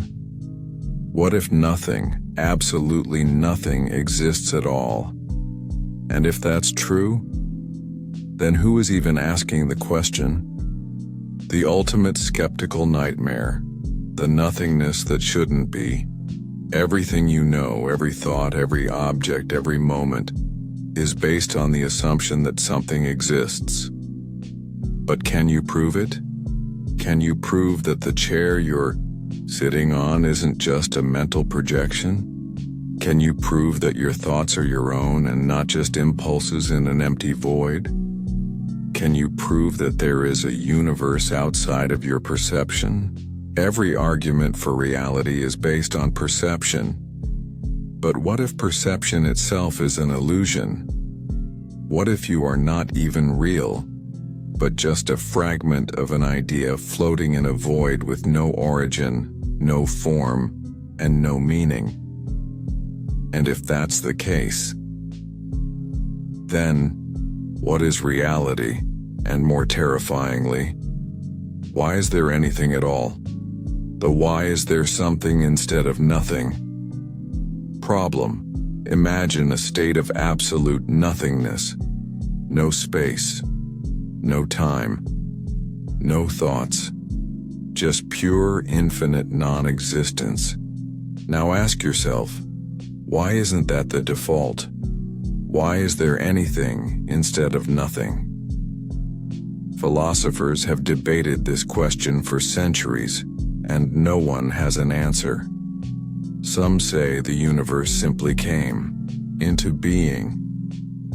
But if existence came from nothing, then why did it appear at all?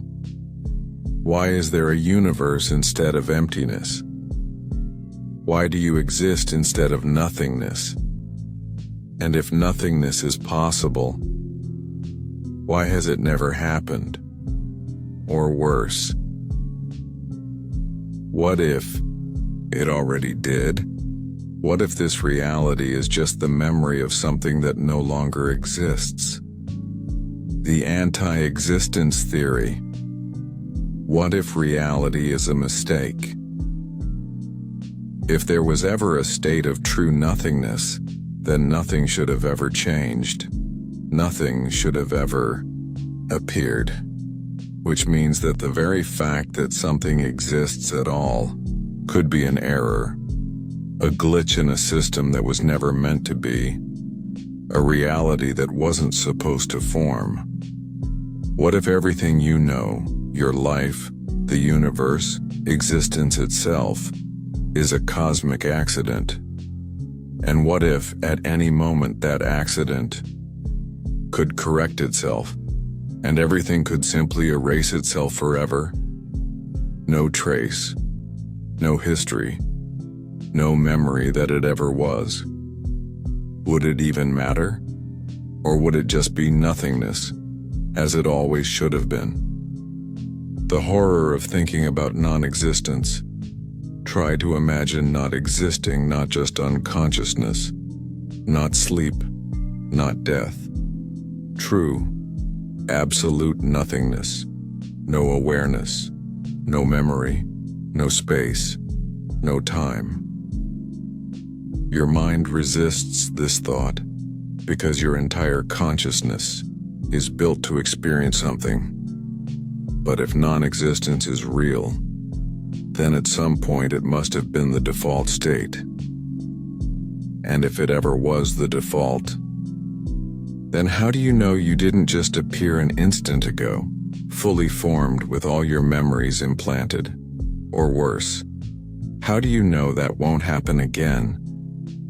That everything you know won't just blink out of existence, as if it never was. The unknowable truth. If nothingness is real, then you will never know it. Here's where the paradox becomes inescapable.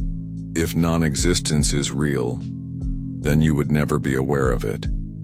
You would never remember that you once existed. You would never even know that you were erased, because in true nothingness, there is no observer, which means if you ever stop existing, then from your perspective, you never existed at all. The inescapable thought loop. Can you ever escape the question? The more you chase this question, the less stable it becomes. If existence came from nothing, then why did it appear? If reality is a mistake, then why hasn't it been corrected? If non-existence is possible, then how do you know it hasn't already happened? And if you can never answer these questions, then have you ever truly existed at all?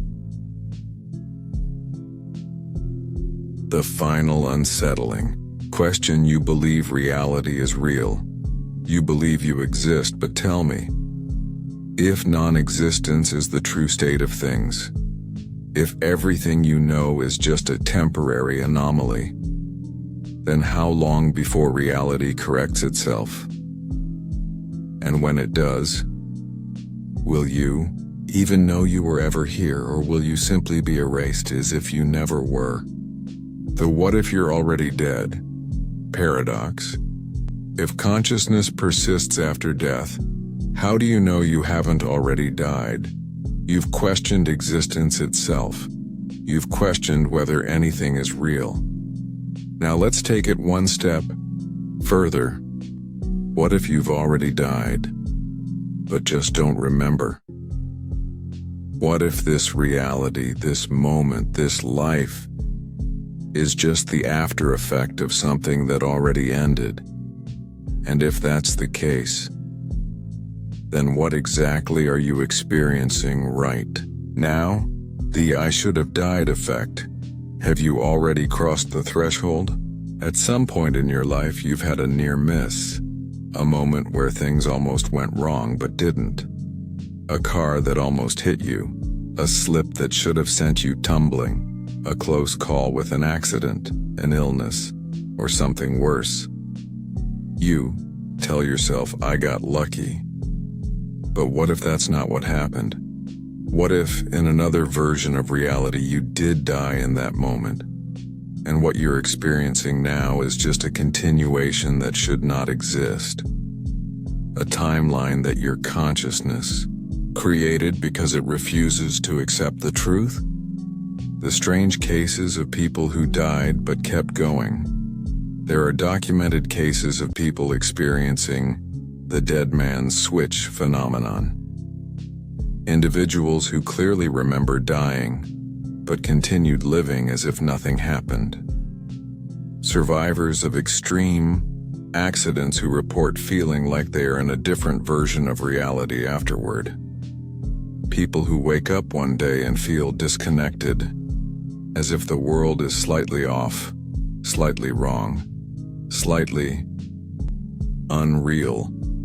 Some describe it as the shift, a moment when reality feels different in a way that cannot be explained, as if they died somewhere else, and woke up in a world that was nearly identical, but not quite. The Mandela effect.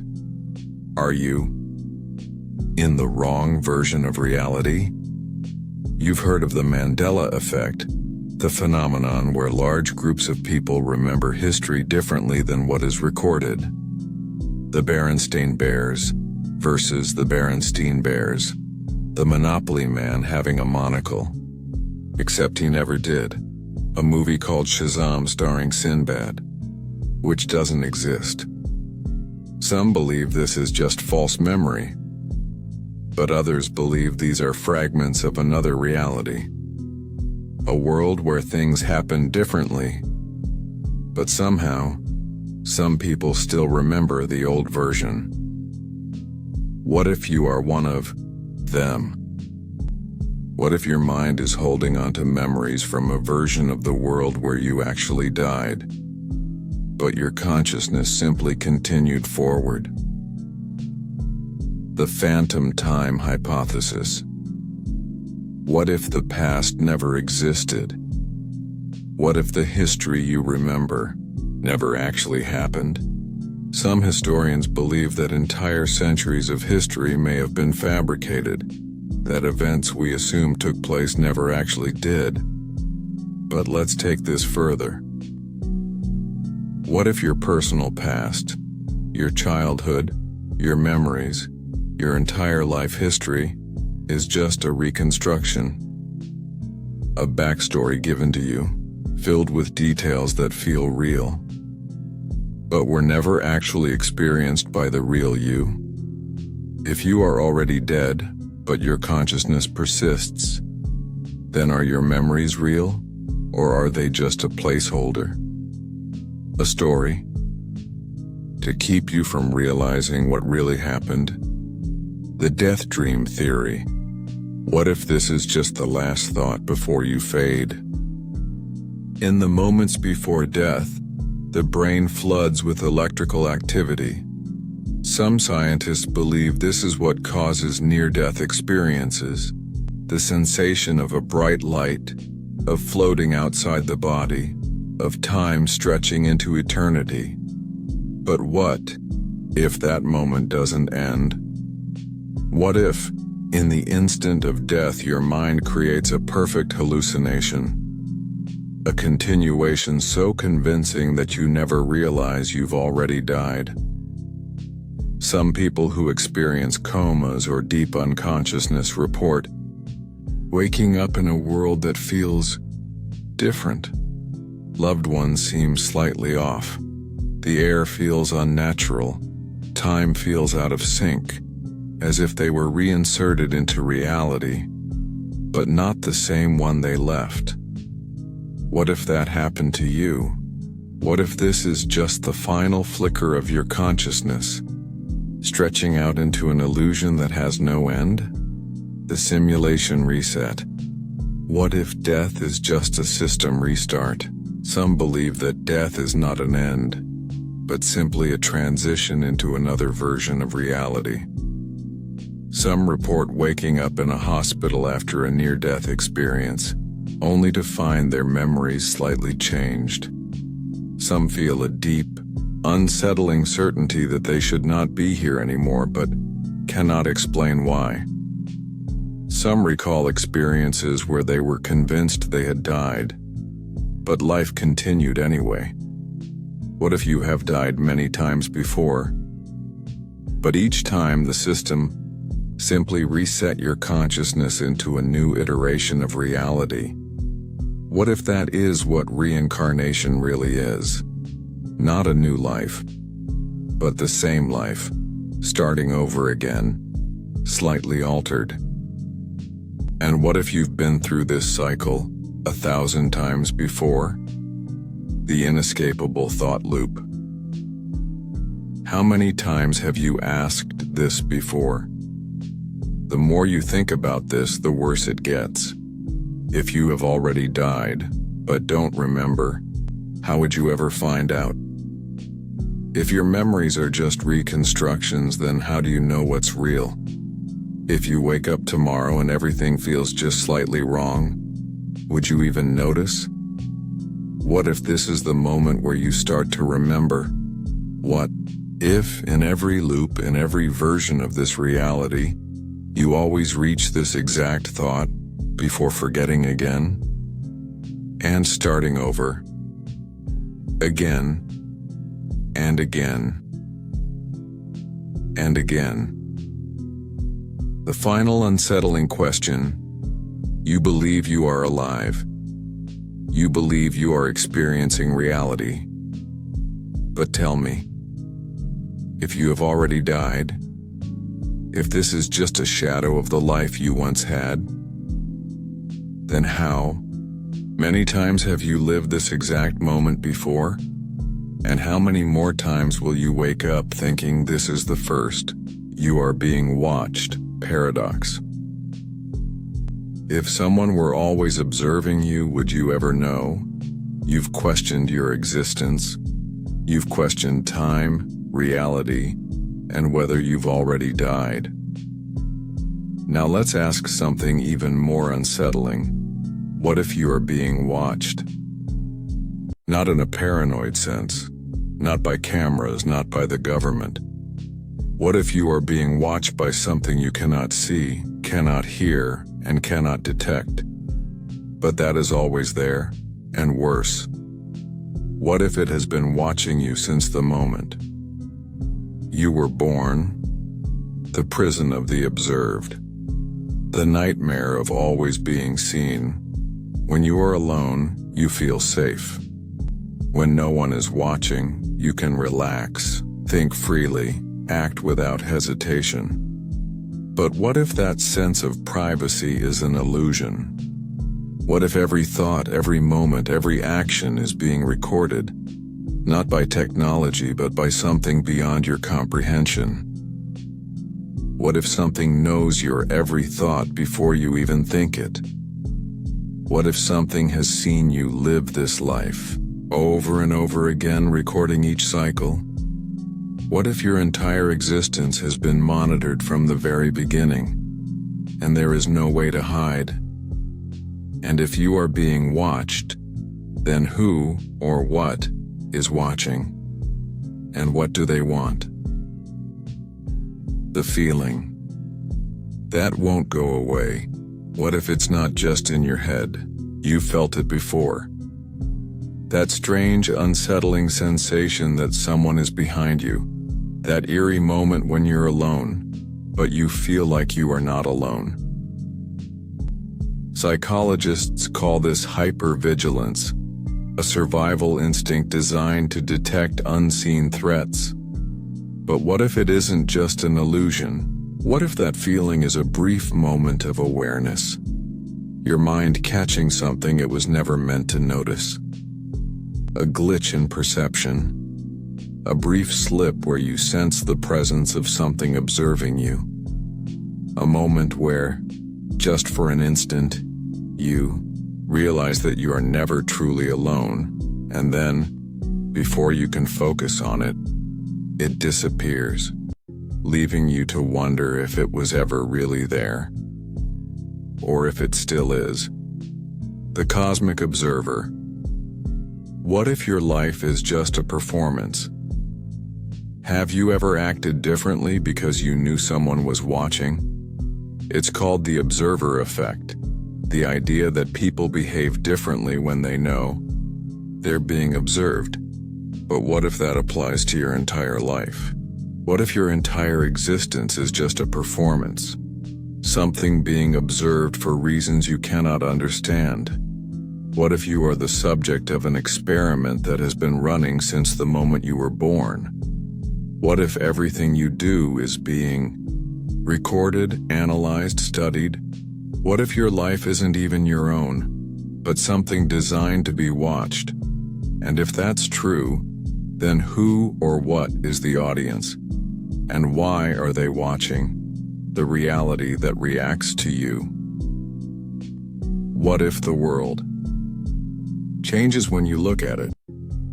There's a disturbing principle in quantum physics. Particles behave differently when they are being observed. In the famous double-slit experiment, scientists discovered that electrons act like waves when they are unobserved. But the moment they are watched, they behave like particles. Reality itself shifts when it knows it is being watched. Now, apply that to your life. What if the world around you behaves one way when you aren't looking, but the moment you focus, it adjusts? What if people, places, even time itself are just reacting to your awareness? What if nothing exists in a definite state until you perceive it, and something is ensuring that you never notice the difference? And if that's the case, Then what does reality really look like when no one is watching? The unseen intelligence. What if it hides every time you look? If something has been watching you forever, then it would know when you start to notice, and it would know exactly when to disappear. Imagine an intelligence so advanced that it has been watching you your entire life, unseen, undetected. The moment you begin to suspect its presence, it vanishes, leaving no trace. It could be right in front of you. It could be behind you, above you, beside you. But the moment you turn to look for it, it is gone. And the moment you stop looking, it is back, watching, waiting, observing. The disturbing implications of being observed. Something has been watching you for your entire life. Then consider the consequences.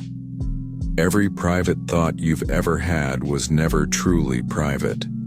Every mistake, every regret, every shameful moment has been recorded. Every secret you've ever kept was never truly a secret. And worst of all, you will never know why it is watching. Is it studying you? Is it waiting for you to realize? Is it just watching for the sake of watching? Or is it waiting for something to happen? The uncanny realization.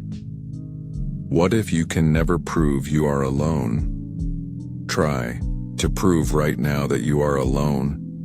Go ahead. Look around. Check your surroundings. You don't see anything. You don't hear anything. You don't feel anything. But that doesn't mean you aren't being watched.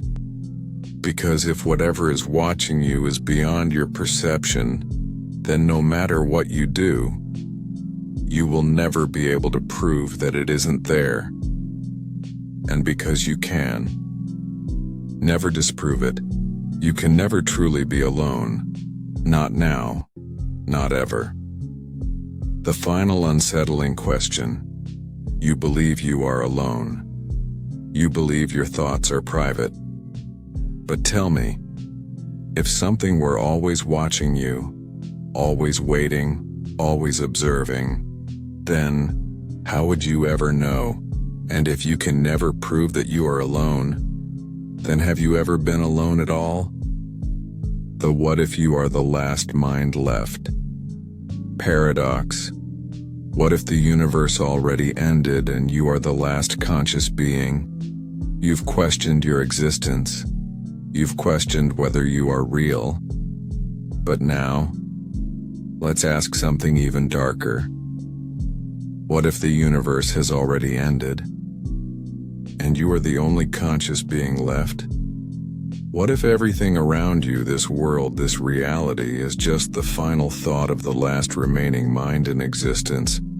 And if that's true, then what happens when you finally stop thinking? The universe that may no longer exist. Look around you. The world feels real. The sky, the ground, the objects around you. But how do you know they are actually there? You don't perceive the universe directly. You only experience what your brain tells you is there. But what if your brain is just recreating a universe that no longer exists? What if, long ago, years, centuries, or even eons ago, everything disappeared, and all that remains is you, a single consciousness drifting in an empty void, keeping the illusion alive, because it has nothing else. The last thought before everything ends. Imagine the last second before the universe ceases to exist. Everything is fading. Stars go dark. Time itself collapses. But in that final moment, before absolute nothingness takes over, your mind refuses to let go, so it creates. It constructs a reality, a memory, a fragment, a simulation of what once was. And within that illusion, you continue to exist. You walk through a world that has already vanished, experiencing moments that are nothing more than reflections of a past that no longer exists. But as time moves forward, as your thoughts continue, you begin to notice the cracks, the subtle signs that reality is fading. You've felt it before, that strange sensation that something is off, that feeling that time is moving too quickly or too slowly, that moment when objects seem to shift when you aren't looking at them, that eerie sense that the people around you are less real than they should be. What if these are not tricks of the mind? What if these are signs that the world is deteriorating, the last remnants of an illusion struggling to hold itself together? And if that's true, then how long do you have before the illusion collapses completely? The horror of being the last mind in the universe. If the universe is gone, then why are you still here? Maybe you are not supposed to be. Maybe you are simply the last piece of unfinished business, the last flicker of thought before true nothingness consumes all. Or maybe you are the universe itself, the last fragment of a dying existence clinging to itself because it does not want to disappear. If there is nothing left but you, then you are not just alone. You are existence itself. And if you stop thinking, then everything ends. The time trap. What if you have been here for eternity? Maybe this is not the first time you have reached this thought. Maybe you have been here forever. If the universe is gone, if nothing exists beyond your own mind, then what is stopping you from repeating this same cycle over and over again? Maybe you have questioned this before. Maybe you have reached this exact moment in this exact way an infinite number of times. Maybe every time you approach the truth, your mind resets itself, reconstructing a familiar illusion so you don't notice what has happened. And if that's true, then how many times have you lived this moment? 1,000, 1,000,000 more? And if there is no one left to break the cycle, will you ever escape? Or will you simply continue thinking over and over again for eternity? The final unsettling question. You believe the universe still exists. You believe you are part of something greater. But tell me, if everything had already ended, if you were the last thought of a world that no longer is, would you ever realize it?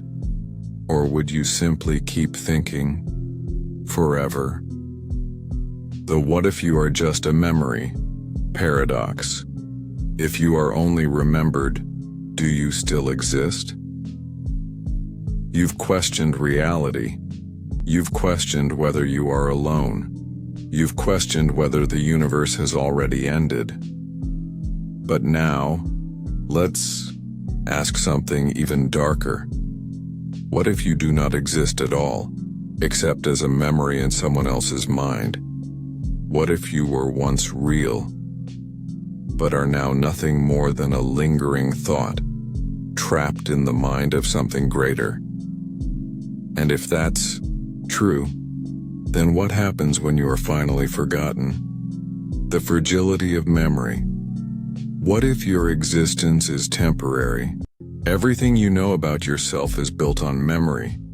Your past, your personality, your very identity. It all exists because you remember it. But what happens if memory fades? What if your past is just a story you tell yourself, but none of it ever happened? What if your entire life, every moment, every experience, every thought exists only in the memory of something else? What if the moment that memory fades, so do you? And worst of all, if you only exist as a memory, then how would you ever know? The unreliable nature of memory. How do you know your past is real? Your mind reconstructs memories every time you recall them. This means that every time you remember something, you change it slightly, altering details, filling in gaps, modifying reality. Now consider this. What if the only thing keeping you real is someone or something remembering you? What if you are just a memory in the mind of something greater, an entity, a machine, or even the fading consciousness of a dying god? What if you are not a real person, but a fragment of someone else's past? What if you were once real, but you died long ago, and this existence is just your afterimage flickering in someone's mind? And if that's true, then how do you know how much of yourself is still accurate? Or have you already been altered beyond recognition? The photograph in a box experiment. What if you are forgotten? Imagine a photograph in a box buried deep in a basement. For years, no one looks at it. No one remembers the faces in it. No one knows it exists. At what point do the people in the photograph stop existing in memory? And when that happens, did they ever really exist at all? Now apply that question to yourself. If no one remembers you, do you still exist? If your name is erased, if your face is forgotten, if your story disappears, what is left of you? And if all that remains of you is a fading thought in the mind of something else, then how much longer before you disappear completely? The horror of being a fading memory. If you are just a memory, then your existence is fragile. Every forgotten detail is a part of you being erased. Every misremembered moment reshapes your identity into something else. Every day that passes, your reality becomes weaker, and when the last mind that remembers you is gone, so are you. Not just dead, not just gone, but erased as if you never existed at all. The loop of self-perception. Are you just remembering yourself into existence? Maybe your own mind is all that is keeping you here. Maybe you only exist because you believe you exist. Maybe your memories of yourself are the only thing holding this illusion together. Maybe if you ever stopped thinking about who you are, you would simply cease to be. What if every morning when you wake up, your mind reconstructs you from scratch, piecing together memories, filling in the gaps, ensuring that you still exist? But if that's true, then what happens if one day you forget yourself? Do you just vanish? The inescapable thought loop. What if you are already half forgotten? The more you think about this, the worse it gets. If you are just a memory, then who or what is remembering you? If memories fade over time, then how much of yourself has already been lost? If you were ever to be completely forgotten, would you ever know it? What if right now, in this very moment, you are already being forgotten? What if pieces of your past are disappearing? And that's why certain memories feel distant, unclear, lost. And if enough of you fades away, then will you even realize when you are gone? Or will you just stop thinking, stop being, and never return? The final unsettling question. You believe you exist. You believe your memories define who you are. But tell me, if you were just a memory, if you were nothing more than a lingering thought in something greater, then how much longer before you are forgotten? And when that happens, will you ever know you were here at all? The what if you are just a story? Paradox. If your life is nothing more than a narrative, who is the author? You've questioned reality. You've questioned whether you are just a memory, an echo, a fading thought in something greater. But now let's ask something even more unsettling. What if your entire existence is just a story? Not a life, not a real experience, but words on a page, a sequence of events written by an unseen author, playing out exactly as intended, with no way to change it. And if that's true, then who or what is writing you? The illusion of free will. Are your choices already decided? You believe you make choices, that you decide what to do next, that your thoughts, actions, and future are under your control. But what if every decision you make was already written long before you reached it? What if you are just a character following a script, believing you have agency, when in reality, you are simply playing your role? What if every moment of your life was predetermined, set in place by something outside of your understanding? What if the sense of making a choice is just part of the illusion, carefully constructed to keep you from realizing the truth? If your entire life is a story, then no matter what you do, the ending has already been written. The narrator in your head, who is controlling your thoughts. Right now you hear a voice in your mind as you read this, your own voice, your inner monologue. But what if that voice isn't truly yours? What if it's simply the voice of the narrator, reading your life as it unfolds? What if your thoughts are not spontaneous, but pre-written lines appearing in your head exactly as they were meant to? What if your consciousness isn't generating ideas but simply following a pre-written sequence of events, one sentence at a time? And if that's true, then when you think, who is really doing the thinking?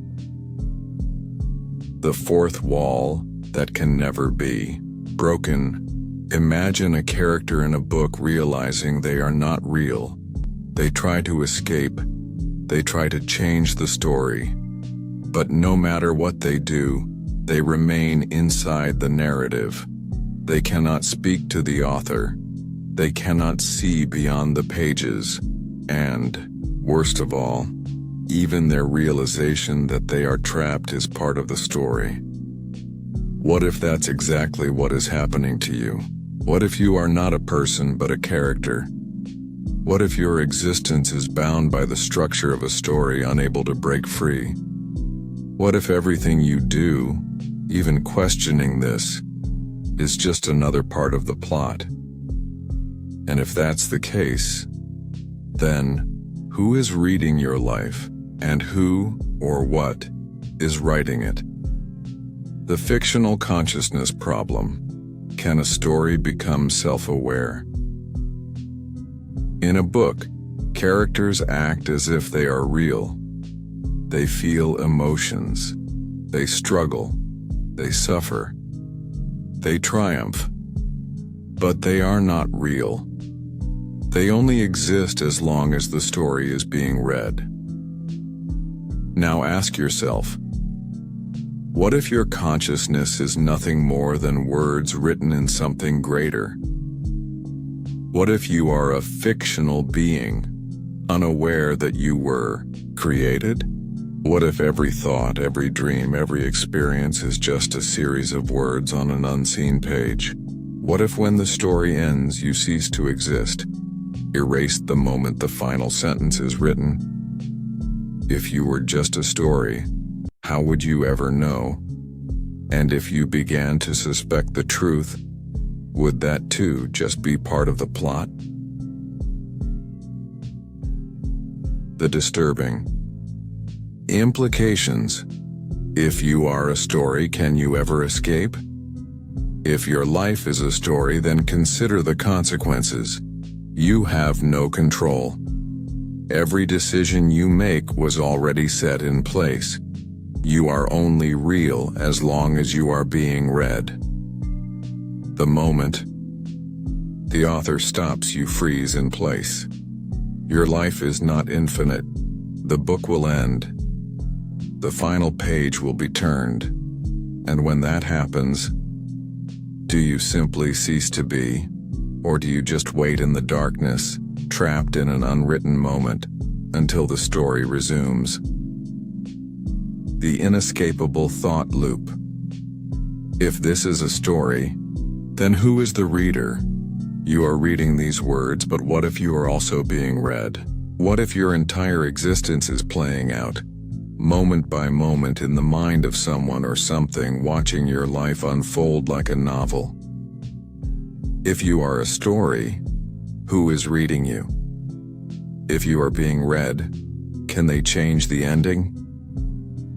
And if the reader puts the book down, does your existence simply pause, waiting until they return? What if that's already happened before? What if you've been paused for years, centuries, eons, only to resume, unaware of how much time has passed? And if that's true, then how much longer before the final page is turned? The final unsettling question. You believe your life is real. You believe you have free will. But tell me, if your entire existence was just a story, if your thoughts, your choices, your emotions were nothing more than words in something greater, then how long before the story ends? And when it does, will you ever know you were here at all? You have questioned your thoughts. You have questioned your reality. You have questioned whether you are awake, whether time is real, whether you are being watched, whether you are even the first version of yourself to exist. And now, as you reach the end of this journey, you must ask yourself one final, inescapable question. What if there is no answer? The paradox of endless questions. The more you seek, the less you know. You've tried to define what is real, but every definition falls apart the moment you examine it closely. If your senses can deceive you, then how can you ever trust what you perceive? If your memories can be altered, then how can you ever trust what you remember? If your thoughts are not truly your own, then how can you ever know who you are? The deeper you go, the more unstable reality becomes, like a dream slipping away the moment you try to hold on to it, like a shadow that disappears the instant you turn to face it. And if that's true, then will you ever know what is real? Or is the search itself the very thing that keeps you trapped? The fear that you will forget this moment. Right now, you are thinking about these questions. You are aware of the paradoxes, the contradictions, the terrifying possibilities. But what happens when you stop thinking about them? What happens when you close this page, when time moves forward, when life distracts you with routine and obligation? Will this moment fade, like a dream upon waking? Will you dismiss these thoughts, telling yourself that none of them were real? Will your mind rebuild the illusion, sealing you back inside the comfort of not knowing? Or worse, what if you have already reached this realization before? What if you have lived this exact moment over and over again, only to forget each time? And if that's true, then how many times have you already been here, and how many more times will you return? The unanswerable question: if you are trapped in an illusion, can you ever escape? Every thought experiment, every paradox, every disturbing realization has led you to the same place. Doubt. Doubt in your reality. Doubt in your mind. Doubt in the very fabric of existence itself. But now, you must face a terrifying possibility. If this world is an illusion, if your life is a story, if your memories are lies, then will you ever find a way out, or is questioning the illusion just another part of it? Maybe you are meant to doubt. Maybe you are meant to struggle. Maybe every time you get close to the truth, the cycle resets, and you begin again. Searching, thinking, doubting. Forever. The final thought. Will you ever know the truth? You believe you are real. You believe you are awake. You believe this world is solid, meaningful, and true. But tell me, if everything you have ever known is a lie, if your thoughts are just echoes, if your life is just a script, if your entire existence is just a fading memory in something greater, then how long before you forget again? How long before the illusion closes around you once more? And when it does, will you ever realize you were questioning it at all? Or will you simply wake up tomorrow as if none of this ever happened? The end, or just another beginning? You have reached the final question. Or have you? Because if time is a loop, if reality is an illusion, if your thoughts are not your own, then maybe this is not an ending. Maybe this is just another reset. Maybe you have read this before. Maybe you will read it again, and again, and again, forever. Or at least, until you finally wake up. If you ever do.